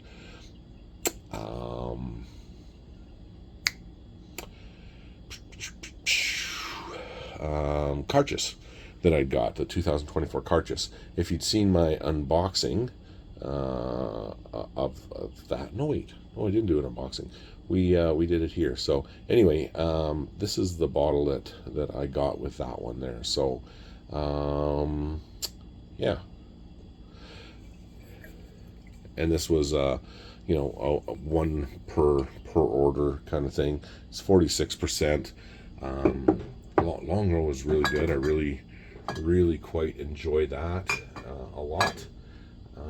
This here is which one is this? Oh, this is batch 6. So I was online, and they have Iron Gate auctions in Calgary. So I was on Iron Gate, and I've only done 2 auctions with them. First one went perfect. So I got batch 5, 6, and 7, and I got 2 7s. So it came with 2 bottles of batch 7 and a bottle of 5 and 6. So I won those 2 auctions, and it went so good, so smooth, and I was like, damn, I really wish that I'm looking for this one particular bottle. It was the Highland Park Valkyrie, and Buddy's like, the owner was like, well, hey Chris, thanks for doing all this and stuff. I think we could probably accommodate that. Maybe you want to check out our next auction. And sure enough, it was there. I won the goddamn thing, and I was so happy. But anyway, this is my first set of wins, and this is the Kilkerran Heavily Peated, and this is batch number 6. So, and I've got batch 5, and I've got 2 batches of 7. So I will show you those here right away. And this one here is another Kilkerran Heavily Peated. This is batch number 9 that I was able to get at at Craft Cellars. This came out at Craft Cellars. So I got that one. That was 1 per person. This one here I also got at Craft Cellars. This is a Kilkerran 12-year-old, not heavily peated, 46%. And like I said, I got that one at Craft Cellars as well. We are running out of room here. I'm just going to pause this. I'm going to put these guys away, and then we'll be back to clean up the rest of the bar, and then we're going back into number 2. Man, Gary, man, this is a long ass video. We are well over an hour, so hope you like this, buddy. Just hang on. I'll be right back. 2 hours later. All right, we are back here again. And we've got everything now off of shelf 2. So we've got, what do we got? 2, 4, 6, 8, 10, 12, 14, 16, 18, 22, 4, maybe 25, 26 bottles, something like that now, just to show you. And then we will be off to shelf number 3. So that will be the end of this particular video, and then we will be going, like I said, into shelf 3, and that will be a whole new shit show in itself. Lots of bottles there too, so hope you guys like these long videos. But anyway, let us go into here. Let's start with a Lafroig. This is the 10-year-old batch strength. This is number 14, batch 14 from June of 2021. I've had all of the different batch strengths, and they're really, really, really, really, really nice. Always enjoyed them. I've either had them with Taste of Isla, I've had them at my place here with my personal collection that we've drank through, or I've had them with the Whiskey Club. So always really, really, really good. This one here is, again, this is number 13 from June of 2021. I'm gonna have to, now that I've got quite a few of them here, I'm gonna have to open them all up, I think, and then taste them all side by side and see what one I like the best. I'm not 100% sure which one that would be, because they're all really, really, really good. This one here is the Select. I have not tried the Select before. I heard it's not that good. I mean, it is a Lafroig, and I do love Lafroig. I bought this one here about 5 years ago, so I don't know if it's changed at all in the last 5 years or not. I don't know, because sometimes batches change, and sometimes what was good is now bad. But I don't know. I mean, it's Lafroig.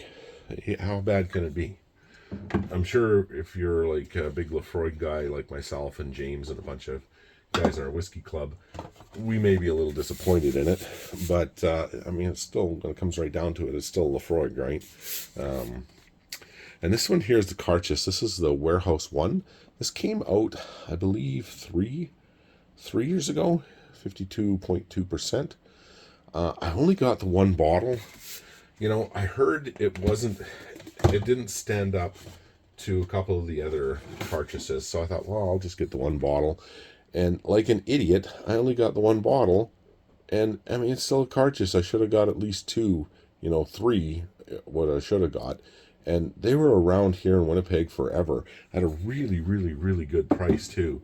And I kept sitting on it and like, nah, I don't need that. I don't need that. Well, I wish I would have got it because I've only got the one bottle. So what can you do?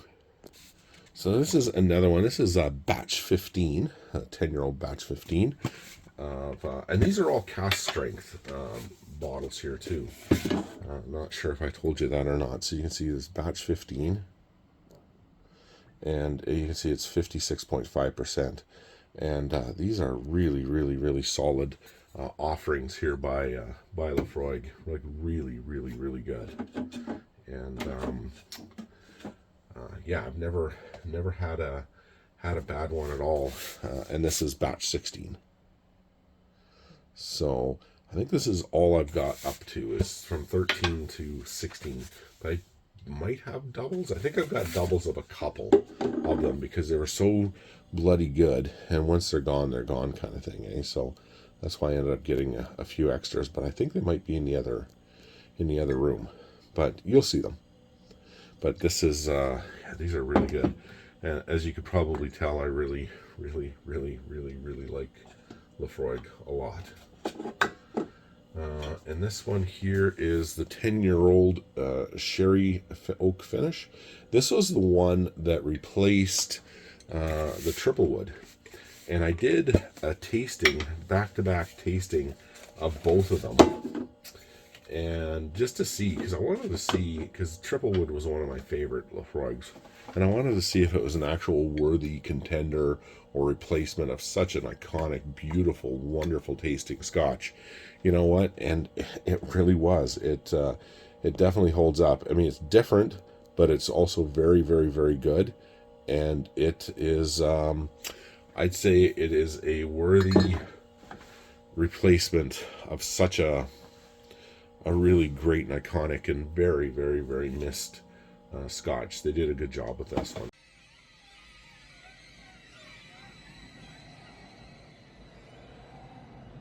There can be only one.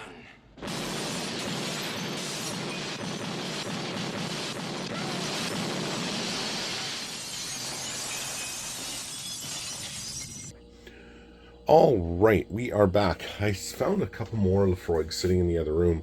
This is another 16-year-old, so you saw that, so we don't need to pull that one out. That's what she said.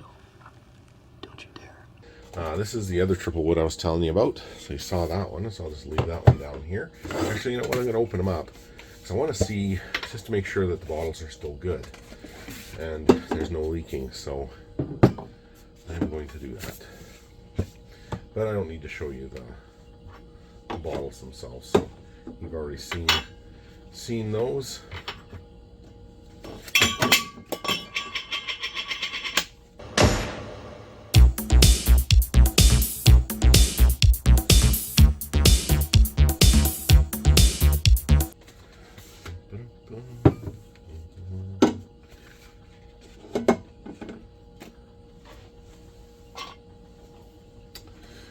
So that one's down, this one's down,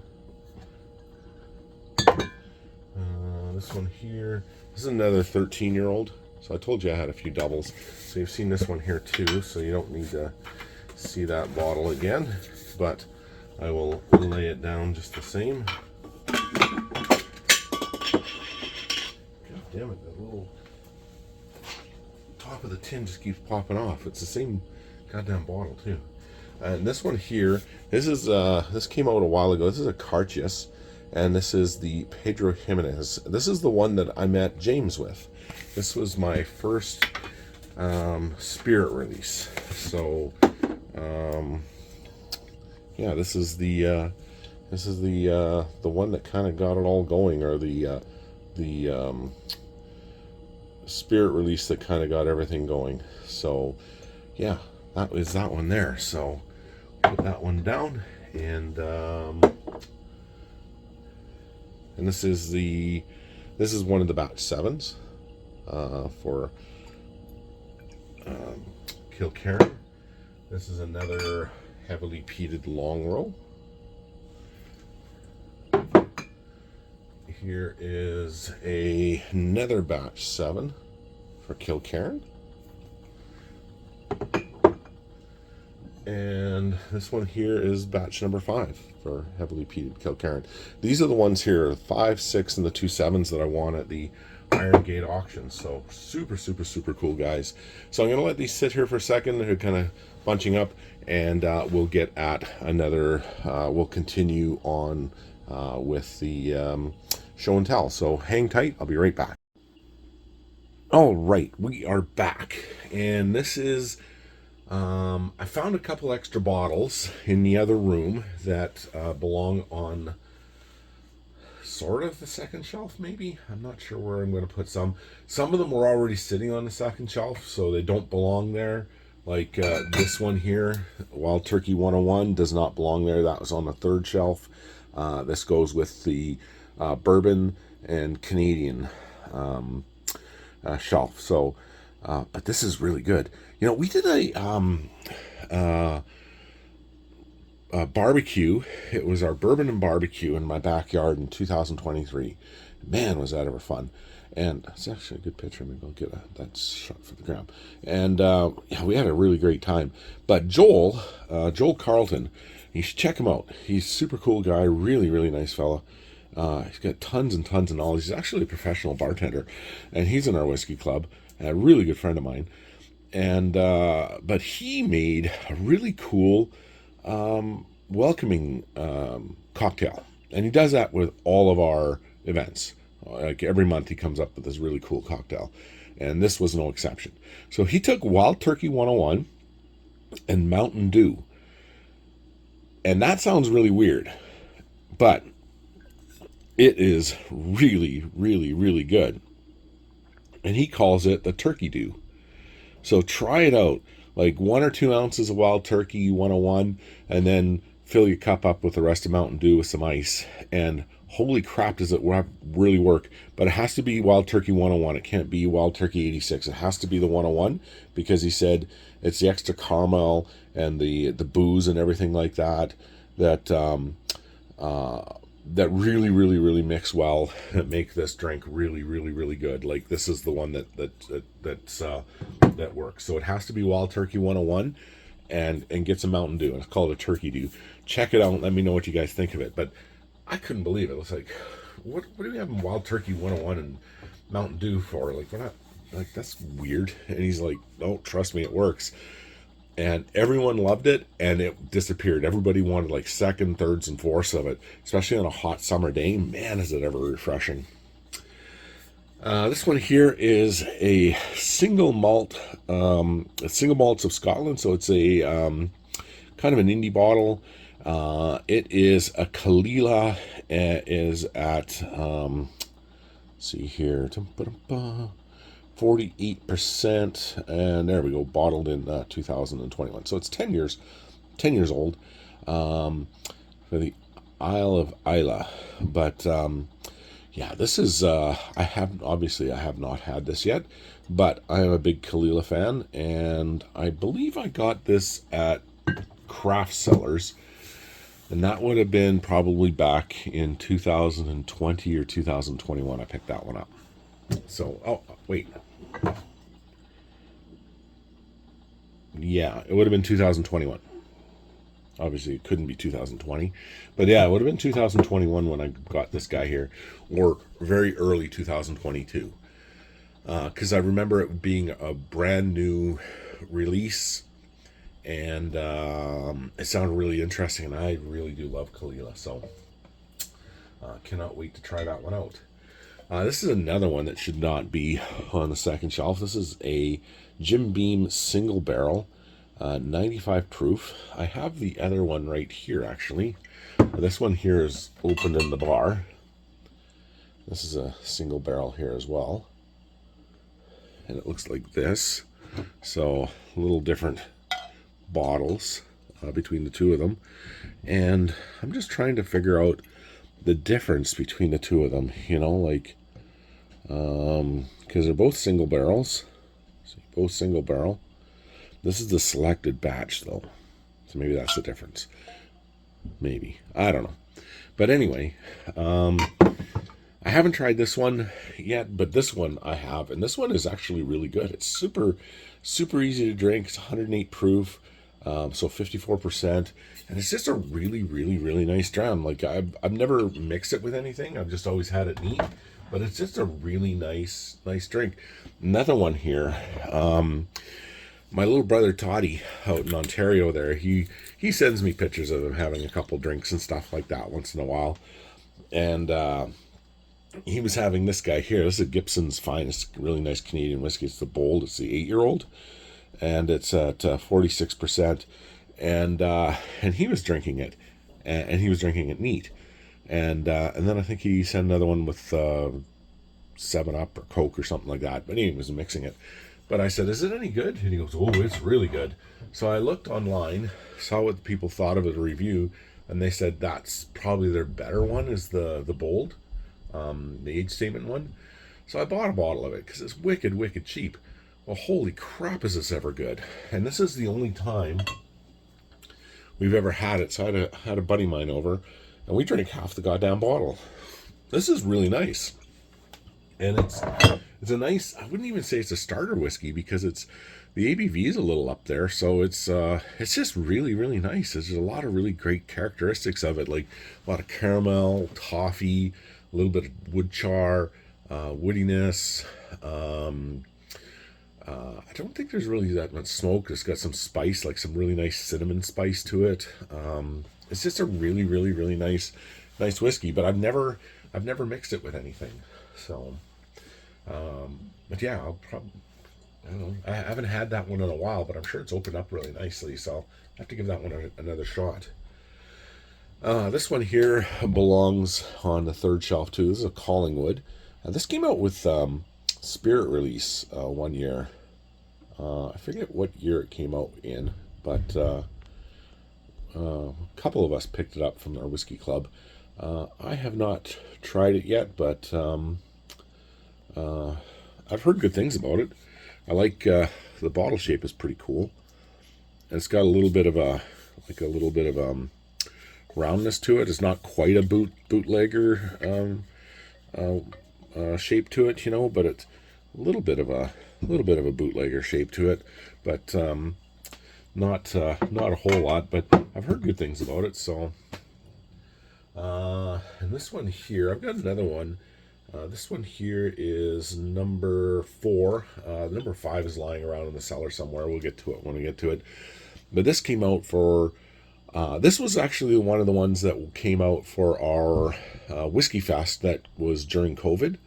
and it was in those boxes. So it came with 2 Maker's Mark. So it came with number 4 and then number 5, and then it had the little Zoom code in it, and then it had like a Maker's Mark bar towel, and then it had, that might have been it.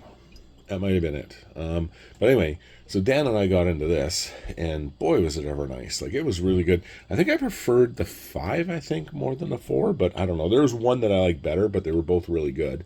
And eventually they got polished off a little while ago. So I thought, man, are these ever good? And they had them on sale. I think they were like $62, $63 each at the time. So I went out and bought another number 4 and number 5 before they were gone.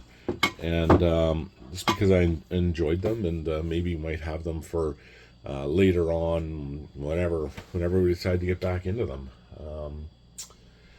Yeah, they were good.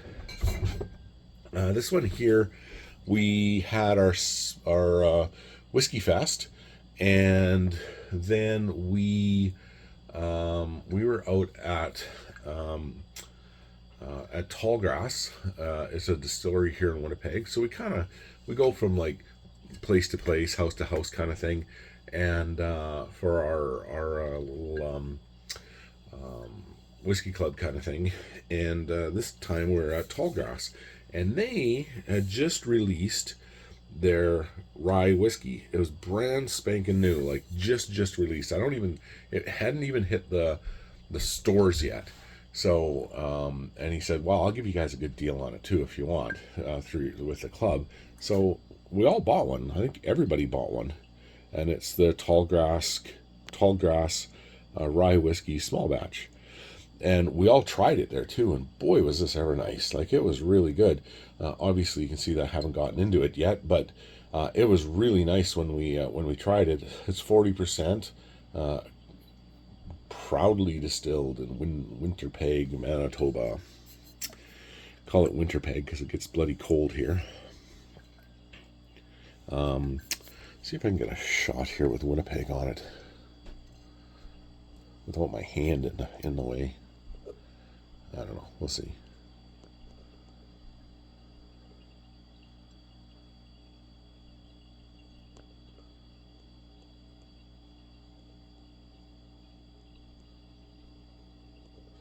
But anyway, yeah, this was really, really nice. Everybody really, really enjoyed this one. So, looking forward to opening it up sometime and trying it out again. This one here I got when I was out. My wife and son and I, we went out west. We went to Canmore and Banff and Edmonton and Calgary, places like that. 2 years ago, I believe it was. Was it 2 or 3? I don't remember. It could have been. I think it was 2. Anyway, we went out there, did a road trip, and on the way back we went through Regina and stopped in at a couple LCs. One of them was the Sobeys grocery store LC. Had no idea they had it out there. Had no idea Sobeys would even have booze in it, but in Saskatchewan they do. That's the awesome thing about Saskatchewan, and I wish we could do that here in Manitoba. I mean, I am all kind of for, saving money with the government, saving money with the taxpayer, and but the Manitoba Liquor Commission does do some good things here for the province, and they do have a lot of buying power within the province, so they do bring in quite a few really good things. But man, I'd really like to be able to open my own whiskey shop and bring stuff in that you can't get here, but because they have the monopoly, it's kind of a cartel they have here. You can't do that like you can in Saskatchewan and Alberta. And they said, in Saskatchewan and Alberta, when they got rid of their liquor stores, man, the province saved so much money, like hundreds and hundreds and hundreds of millions of dollars a year they saved to the taxpayer, because they weren't paying brick and mortar fees, because it's all provincial owned. So the taxpayer pays for it. So they pay for all the rent to every single liquor store. They pay all the salaries to all the liquor commission people. They pay all the big guys up at the top that make all kinds of money. They pay all those. They pay all the pensions. They pay all the benefits. They pay everything. All their travel, because they travel quite a bit, figuring out stuff. And the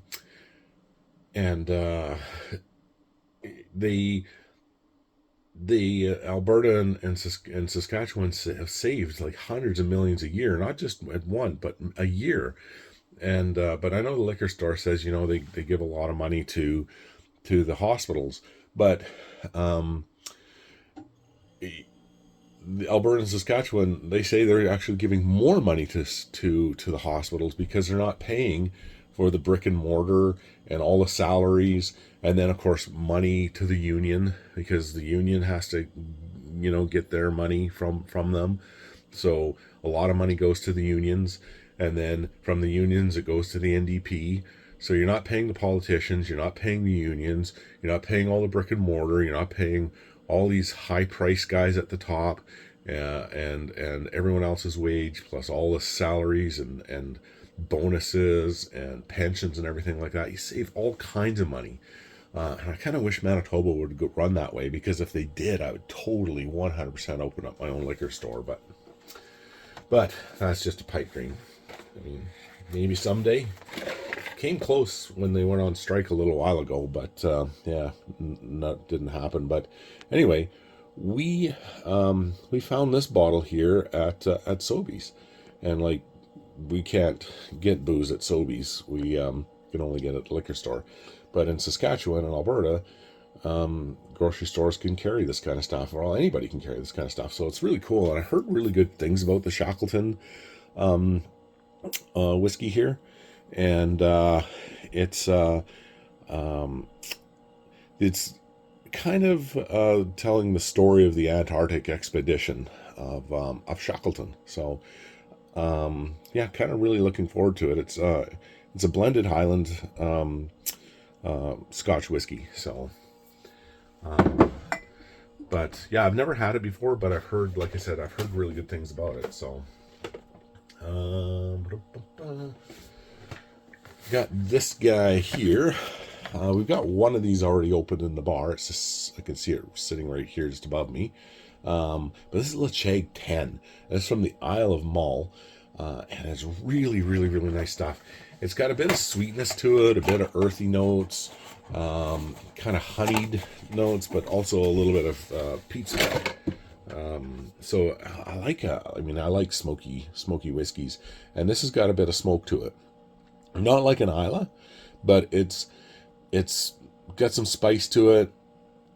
Got some sweetness to it. It's a lot sweeter than an Islay or a Lafroig or a Lagavulin, but it's still really, really, really nice. Like, it's different, and it's I really, really enjoy it. So they had these on sale at Craft Cellars, so I picked up 2 bottles of them. We don't have this in Manitoba. I think at one time we may have, and if we did, they got rid of those long time ago. So just too bad. And this is that Dewar's 21 I was telling you about. I got for like $34, $33, something like that. You can see it's a 375 ml. But this one is really, really good. We've tried this before at the Whiskey Club at our tastings, and I don't know if you can see that or not in there. This is actually really kind of a nice little blended Scotch. But this has gone up like crazy in price. Like, you can't find these anymore for like $32, $34. Like, this is those days are gone. And this wasn't even that long ago when I got this one. These I've got in the same place as I got the Shackleton. Yeah, we got these at the same place we got the Shackleton. This is a buddy of mine, Court. He was running through Regina, so I told him about the Sobeys in Regina, and we can get, well, we can't anymore, they discontinued it, but it's the Compass Box, the Peat Monster. we can get the newest one, or we used to be able to get the newest one, but we can't anymore. They discontinued those. Here, you can get them anywhere else. Just can't get them in Manitoba. And the newest one is all kind of colorful. Let me go and grab a bottle here. Just give me 1 second. I'll be right back. All right, so where are we? Here we are. So this is what the newest Peat Monster looks like. So, and you can see the difference in the boxes. And I don't think they come in boxes anymore. I think they just come in bottles. They got rid of the boxes. So this is the older one. This is the newer one. So you can see the difference between the two of them here. And you can see the difference in the bottle here as well. So there's the differences in the bottle. This one here is post 2019. And post 2019 Peat Monster has 3 different types of scotches, single malt scotches in it. So it's still really good, and it's really, actually really nice. See if I can hold both of these here and get a shot. Don't think I can. My hands aren't that wide. Well, maybe. Let's see. I do that without dropping the goddamn things. Yeah, maybe. Anyway, so this has got 3. Tequila is definitely one of them, and he is really, the maker is really good with what goes in here. So you can go to their website. Sometimes it says on the box or the bottle. Let's see here, box.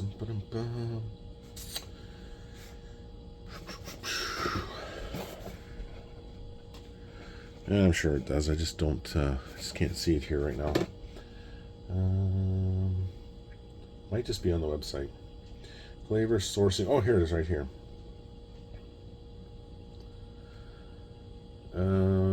So this one here, the newest one, is Armenage of Isla,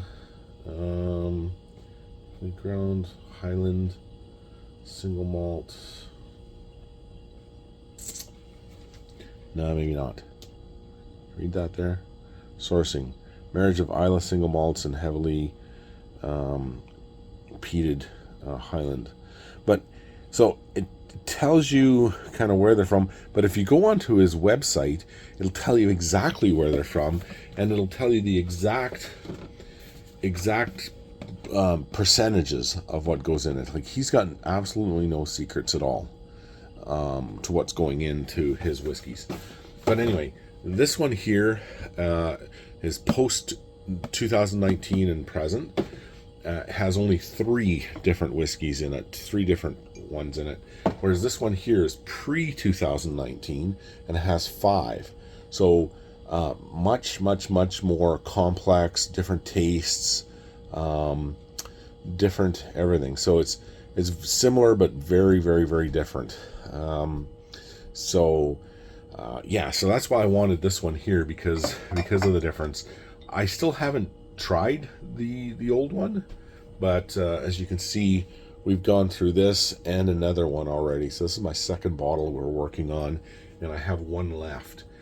And the reason why I have only one left is I bought this at regular price, and then I got this in, what was it, in Alberta somewhere. Yeah, I think I got this at BSW. I'm pretty sure, I'm positive I got this at BSW when we were in Calgary. So I got this at BSW, cheaper than what you can get it here in Winnipeg. And then about a year later, the LC says, "Oh, we're gonna blow these guys out." So they were like $60. So I was like, "Holy crap!" So I went out and bought another one of these, and $60, that's really good. That's like $30 off. So I went out and bought another one, and then we drank through that. And then the LC said, "We are blowing everything out, like it's gone." And I was like, "Crap!" So I think they had like 7 left at the one that's kind of close to me. So I went there, and I got them for the club. So I went and picked them all up for my whiskey club. because I was the closest one to it. I didn't even ask them if they wanted them. I just went and got them. And I know that all of my whiskey friends and all my friends in my whiskey club would have wanted them for like $32 or whatever. No, it was $28 plus tax, so $32. That's what it was. It was $28 plus tax, so $32. And they totally all wanted them, like 100%. So because I put it on there, hey guys, I've got the like 7 bottles here, and there was a couple left in the city too. Like other people were picking them up as well, but this is the closest one. You know, you look after your friends. And then we were meeting at the Irish Club lot that night, and then everybody's like, yeah, totally want them, and they were gone within under a minute. They were all spoken for. So yeah, so that's how that one came about. But I kept one back for myself just in case I wanted another one. I'm happy I did, because there's not much left of this bottle anymore. So yeah, so that was the end of that. But it's really nice stuff. But if you can find this, or if you've had this, and if you've had both of them, is there a big difference between the two of them? I've been told that there is, but I can neither confirm nor deny that. So when we were there, I got Court, when Court was running through there, I got Court to pick me up a bottle. So he got me 2 bottles of this stuff. So really happy with that. But I've got 2 bottles of the defunct to pre-2019 Peat Monster. So one to have and drink, and then one to hold and enjoy for later on. And then this one here, when we were coming back from our trip out west, my wife and son and I saw this particular bottle at the West Edmonton Mall and thought, oh well, it's okay. I'll get it, you know, maybe when we go to BSW, and maybe it might be cheaper, because BSW's got really good prices. So I didn't get it at the West Edmonton Mall. Went to BSW, they didn't have it. So I talked to my friends at BSW, and I said, hey guys, like, what's going on? Like, I've been looking for this bottle. They had it up at the West Edmonton Mall of all places, but you guys don't have it. And they're like, oh, that bottle's been discontinued for a couple of years now. It's really hard to find. And I'm like, what the hell are you saying? Like, what? And they're like, yeah. I said, you saw one up at the West Edmonton Mall? And I'm like, yeah. Well, you should have bought it. Like, that's a really good whiskey. Like, a really good whiskey. And he didn't buy it. And I'm like, well, I didn't know about it. I'm like, crap. I thought you guys had it. And they're like, oh, no, we haven't had it for a while. It's been gone for a couple of years. I'm like, son of a bitch. So anyway, we're on our way back. I'm bitching and moaning now. I'm not happy. And my wife is like, that's okay. You'll find another one. And she's super positive and really helpful. And then she said, oh, we're stopped for gas at the SL. Oh, look, there's a Sobeys liquor store there. And I'm like, Sobeys doesn't have liquor. Oh, shit, there's a Sobeys liquor store. So we went in there. And so Ray and I went in. And lo and behold, this bottle was sitting there, the Oak Cross. And Ray goes, hey, Dad, is that the one you're looking for? And I'm like, holy crap. Yep, that's the one. I'm like, what? So of all places in Regina, they had the Oak Cross from Compass Box in Regina at a Sobeys liquor store. So thanks to my wife and the eagle eyes of my son, I was able to get a bottle of this. So super happy about that. And like I said, this one's been long extinct for a couple years now. So I haven't opened it yet though. So if you guys have tried it, let me know what you think of it. I'm going to clean this up here now. These have been sitting long enough, and we've got a few more bottles left, and then that'll be the end of the video. So just hang on, and I'll be right back.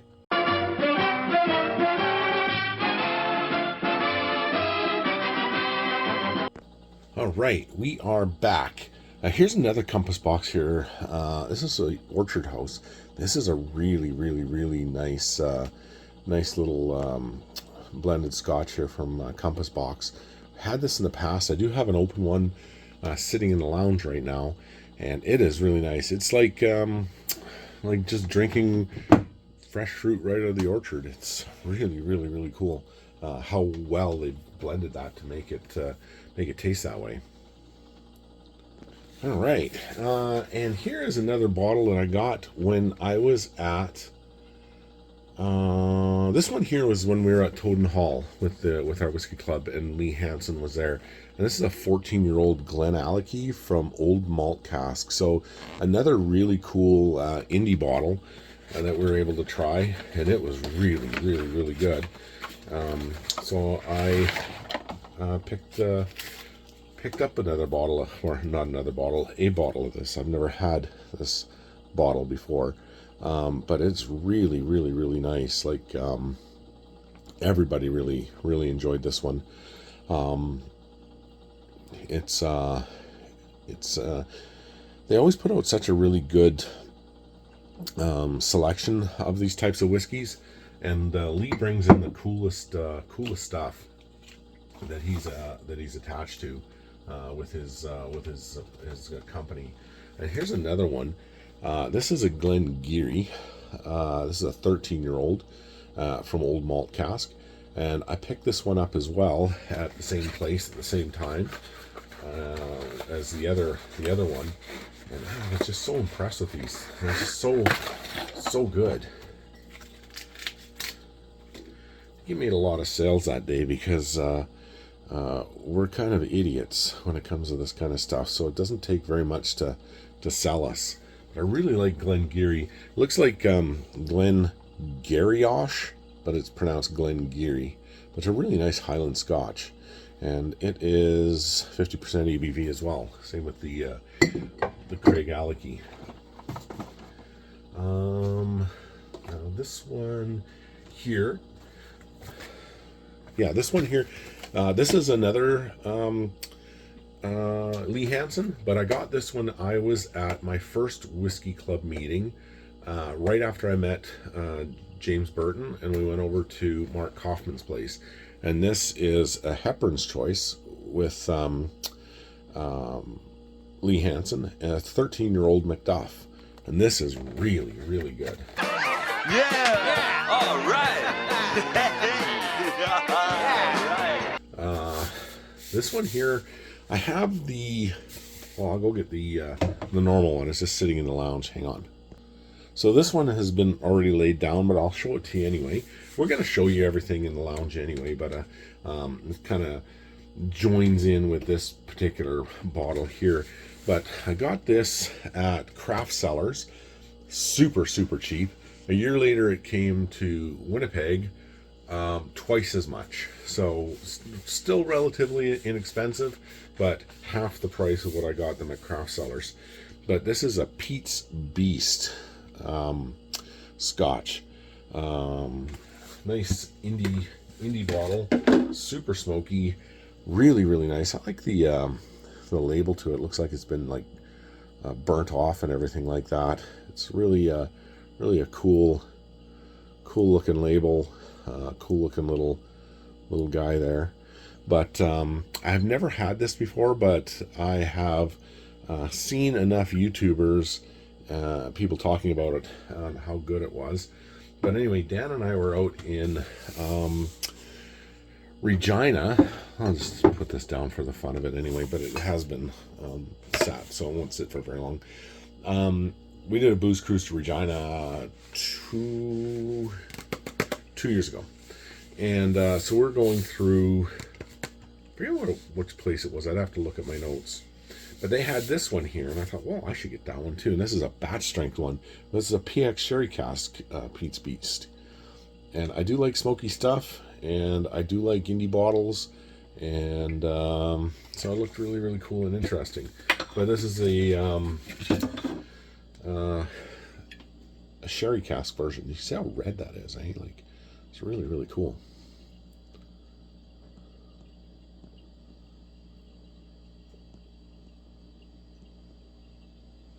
And you can see the difference between the two of them here.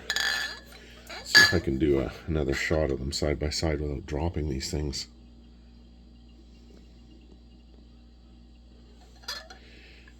they turn out good, check out my Instagram. You've seen it here live. Anyway, so that is these ones here. This one here, like I said, has already been looked after, so that is long enough sitting there like that. Another one that we have here, I got this at, ooh, this is heavy, at Craft Cellars, and these were on sale. They had a really, really, really good sale, and like I said, I love Kalila, and I really do love indie bottles. And I've heard good things about these guys. I've never tried this one yet, but man, did it ever look cool. And the bottle looks really neat too, so I was kind of a sucker for the branding as well and the packaging. But it was the tasting notes that really kind of got me. It's a Kalila. It's partly matured in Oloroso Sherry Hogshead, number 319933, distilled January, March, May, June, July, August 29th, 2013, bottled 2023, ABV of 57.4%, aged 9 years, cask strength, non-chill filtered, non-colored. And it is the Red Cask Company first fill sherry matured. And it is super cool. But look how dark that is. Like, that is, you can't even see through it. Like, you can't see through that. That's how dark the sherry is, eh? Like, that is so cool. And look at the bottle, eh? Like, that's a very cool looking bottle. And it's heavy, like it is. This has got some weight to it. Like, this is heavier than those bottles down there. And this is 700 milliliters, whereas the other ones are 750. So bigger bottles, but lighter. This has got some serious weight to it. But yeah, I really, really like this bottle a lot.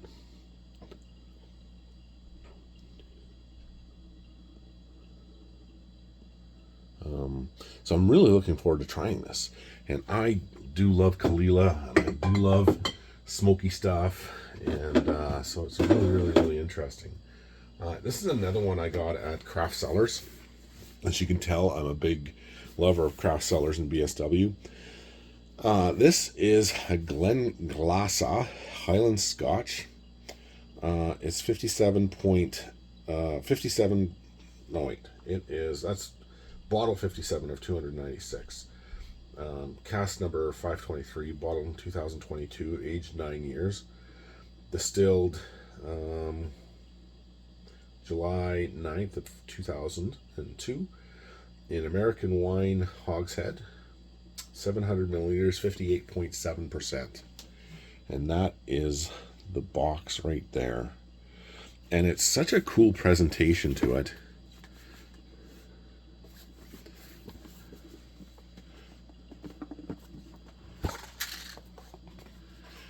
And that's it there, eh? Really, really, really cool. Such an elegant looking bottle, elegant looking display to it. And just a really nice scotch. And I really do like Glenglassaugh.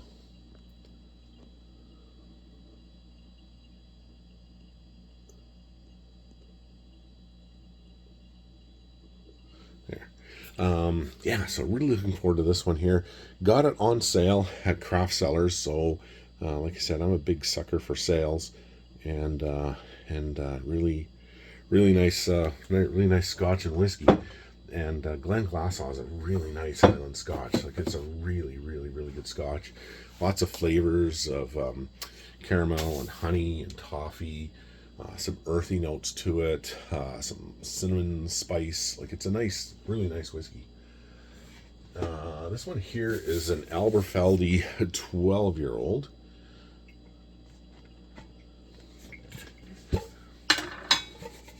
I have had Alberfeldy 12-year-old in the past, and it's really good. I just haven't opened mine yet. But it's a nice little Highland Scotch.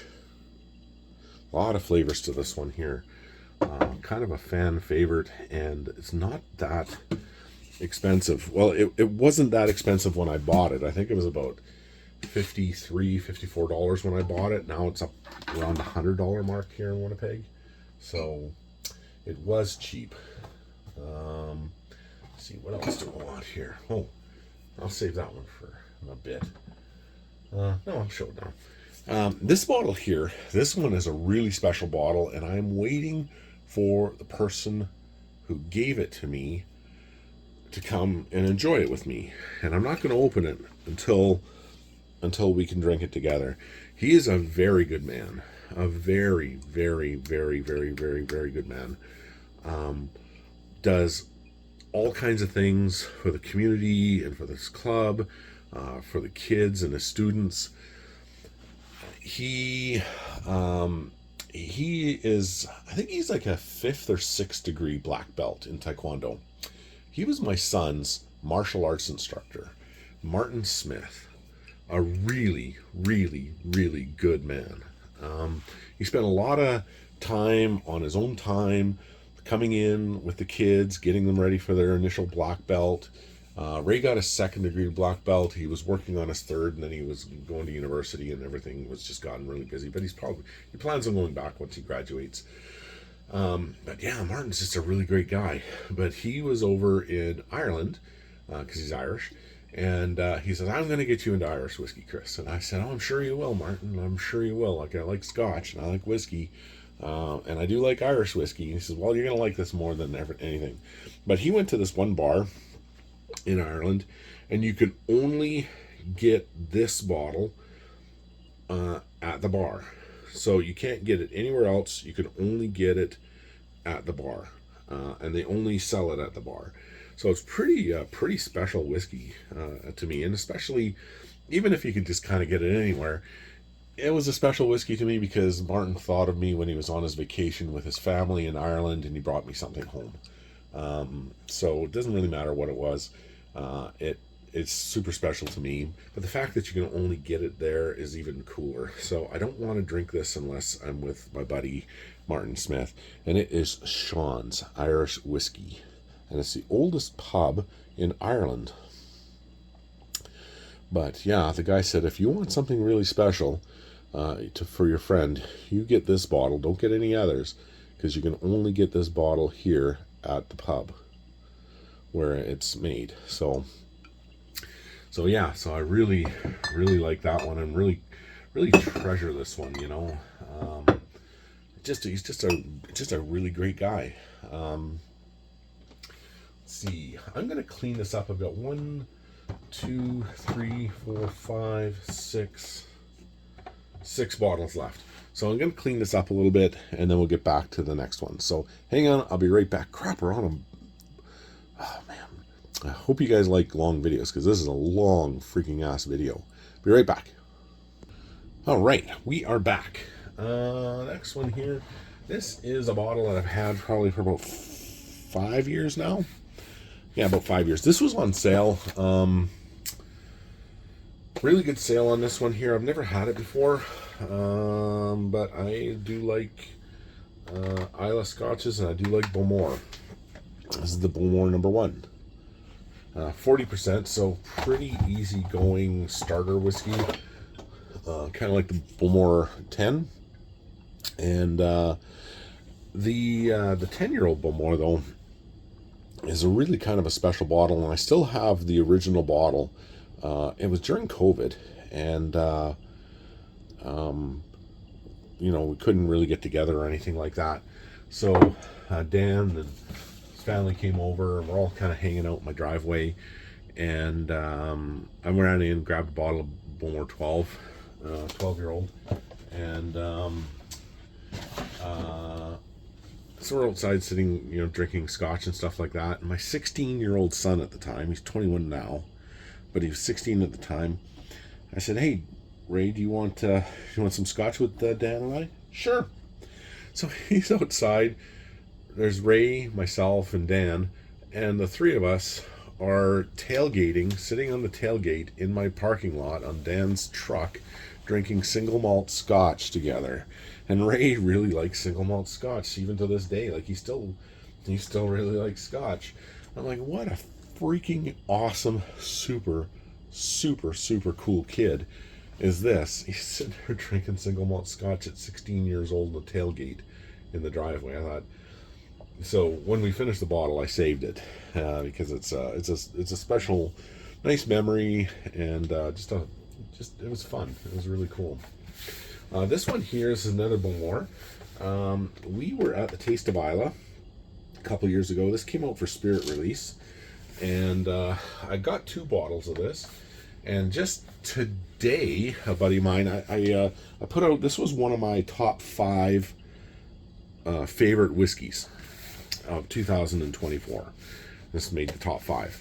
So a buddy of mine, actually a few of them, but one of them sent me a picture and stuff of it, and he bought it. He's like, I'm taking your advice, I'm buying one of your top 5 whiskeys. And I had a couple other buddies of mine do the same thing. So James Neal, if you're listening to this, I'm selling whiskey for you, man. This is the Bowmore Vault Edition.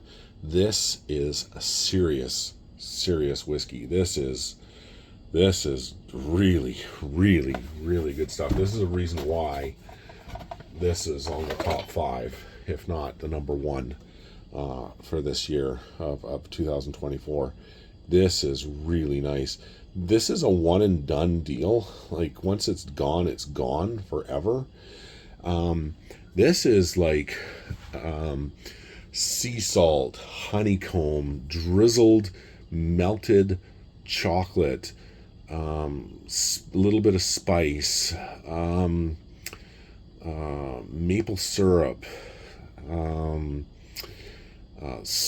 bit of smoke. It is so good. I've never put water on it, and you definitely don't need water. I think water would kill it if you put water on it, even though it is 51.5%. 5150. It's a good Van Halen album, and it's the police code for the criminally insane. But at 51.5%, this does not need water. It is absolutely freaking perfect the way it is. I've only got 2 bottles. Might have to go get a third, because it is really good, and we are halfway through my first one, and then it's gone. So that is a really seriously good whiskey. So a few of my buddies, after seeing my video across Canada, they went out and bought themselves some bottles. A buddy of mine, Keith, he bought himself a bottle today and sent me a picture of him with it. So it's really cool. But you won't regret buying a bottle. That is a really good bottle. Like, that is a seriously good bottle. Yeah. This is a High Coast whiskey. Friends of mine, they own what's called Truth Malters. So they bring in a lot of booze, like Cavalan, High Coast, Pocono, Amrut, things like that. Anyway, this is a half, and High Coast is right out of Sweden, so it's a very Nordic bottle of whiskey, single malt whiskey. This is really nice stuff, like really good stuff. We had this at James's place. I believe it was James. No, wait, it was Mike's. It was at Mike's place, but James was responsible for bringing it in because he is a guy with Truth Malters now. So he is one of their Western Canada distributor or whatever guys. Anyway, he's one of the big guys up there. And this is really good stuff. Like, really good stuff, this Have. And it's really a true Nordic whiskey. It's non-chill filtered, not colored. This one's 48%. It's really nice. Here, let's see here if you can see it. So yeah, so it's lightly peated. It's got some really nice spice to it. It's got some vanilla notes, some caramel, some toffee notes to this one. It's just really good. In my opinion, it really doesn't need water because I think it's just perfect the way it is. But you could probably add water to it if you wanted to, because it's sitting at 46%. So, 48%. So it could definitely hold it. But I don't know. I preferred it when I had it. I liked it without water. And this is another bottle that Truth Malters carries. We had this a couple of times actually at our whiskey clubs, And this was on sale at, where the hell did I get this? This one was on sale at, so you got those two, that two. Oh, did I get this? No, I got this from Crown Cellars. We were at our whiskey meet at our blind whiskey, and the guy from Crown Cellars, he reached out to us and said, "Hey, we got a really good deal." That's where I got the that really nice tequila, and and then he had this one here. So we got a really good deal on this one here. This is the 12-year-old Speyside. It's Fergus Harris. This is just absolutely beautiful, beautiful Scotch. The branding and the packaging on this is really, really cool. Really nice Speyside Scotch. Fergus and Harris. Let's open this bad boy up. You can see when he packaged it and sent it to me, I still haven't gotten into it yet, but you see, put a lot of packing peanuts in there, and to really protect the bottle. So he ships really, really, really well and looks after your stuff for you. So go to Crown Cellars and take a look what he's got there, and tell him that I sent you over. Tell him that Chris from the Manitoba Spirits Society sent you, and he'll totally sort you out. Super good guy. But this is the bottle here, and Truth Malters, buddy, well, James and Bill and Larry, Bill and Larry Shane, they're responsible for bringing these into Canada, and these are absolutely incredible. Like really, really, really nice stuff. Yeah, if you haven't had Fergus Harris, especially this one here, the 12-year-old Speyside, Pedro Jimenez, of course, sherry cask, do yourself a favor and grab a bottle of that. You will love it. And then the last two here, my buddy Will from my whiskey club gifted me these. Will is a super good friend, really nice guy. Would do anything for anybody, and just a really, really, really nice, really good person. Like, just a really good person. Like everybody in our whiskey club, there's so many really good people in this club, but Will is no exception. He's just a really great guy. But anyway, he gifted me these because he knew I never had any in my collection, and these are not cheap. I was kind of blown away, and I really appreciate it, Will. You're a good man. But anyway, this is from the SMWS Society, and these are, like I said, not cheap bottles, but these are nice bottles. This is from, you can see here, one of 279 bottles, bottled July 10th of 2013. Is a Highland X Bourbon Hogshead. There we go. First fill, number 4 char hogshead, 63.6%. So it's pretty big. That's a 9-year-old, and they are pretty quiet with their what kind of goes into them and everything like that, but people have kind of decoded them. They've got like this little code up here, and people have decoded those. So I just forget exactly what is in this one here. When we do a review, I've got them written down in my notes, and but you can see they come from Kensington Wine Market.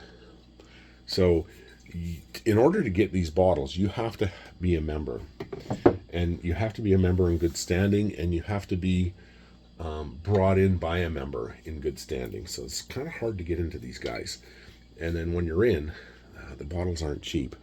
This one here is Rocking the Gravy Boat, You can see it is April 3rd, 2013. It's an Isla Scotch ex-bourbon hogshead. First fill ex-bodega Oloroso butt, 57.5%, and one of 612 bottles made worldwide, and that is it. So really looking forward to trying these ones out. Heard really good things about it. Will knew I would like them, and yeah, he got them for me, and gifted them to me. So I was really really kind of blown away. So I really appreciate that, Will. Thank you. But that is everything we've got on shelf number 2. So stay tuned for shelf number 3. Please like and subscribe. Share this with this long ass video. You can watch it in parts, but man, this was almost 2 hours. Oh, it's over 2 hours long. Crap. Share this share this with anyone that you hate. And yeah, so it is. Sorry guys, there's a lot of booze to go through, and I thought I'd share it with you. So I hope you hope you like it. Yeah, it's there's a lot of booze here, but anyway, yeah, please like and subscribe if you want to donate or check out the my Patreon channel. You're gonna see these things, all this kind of crap here first. God, I can't believe it's been over 2 hours. You'll see this first, and there'll be some giveaways once we have enough money here just to cover the shipping to send it to you guys. So there'll be stuff like that, and you'll see this kind of stuff here before anybody else does. Now that it's once it makes its way over to YouTube, I hope I don't lose a lot of subscribers by these long ass 2 hour long videos. But sometimes I really like them. I'm sitting downstairs in my office and I just want to mindlessly listen to some idiot like myself drone on about booze or anything else I'm kind of into. So maybe you guys might be into that, listening to me drone on about stuff, and you can just kind of go on about your day and listen to it. But like and subscribe to the channel. I'd really appreciate it. Or just give it a like or give it a comment or something like that. Let me know what you guys think. If you had any of these bottles, let me know what you think of them. Or if you're thinking about getting any of these bottles, let me know what you think, and I can certainly let you know what I think once we try them out. So thanks again for everything, guys. I really appreciate it. Massive thank you to my Patreon guys who are watching this right now. Gary, man, you said you like long videos, so this is a very long video. Hope everybody's doing really great. Hope everybody had a good New Year's and Christmas, and we'll see you in the next video on number 3 shelf. I think we got 3 more shelves to go.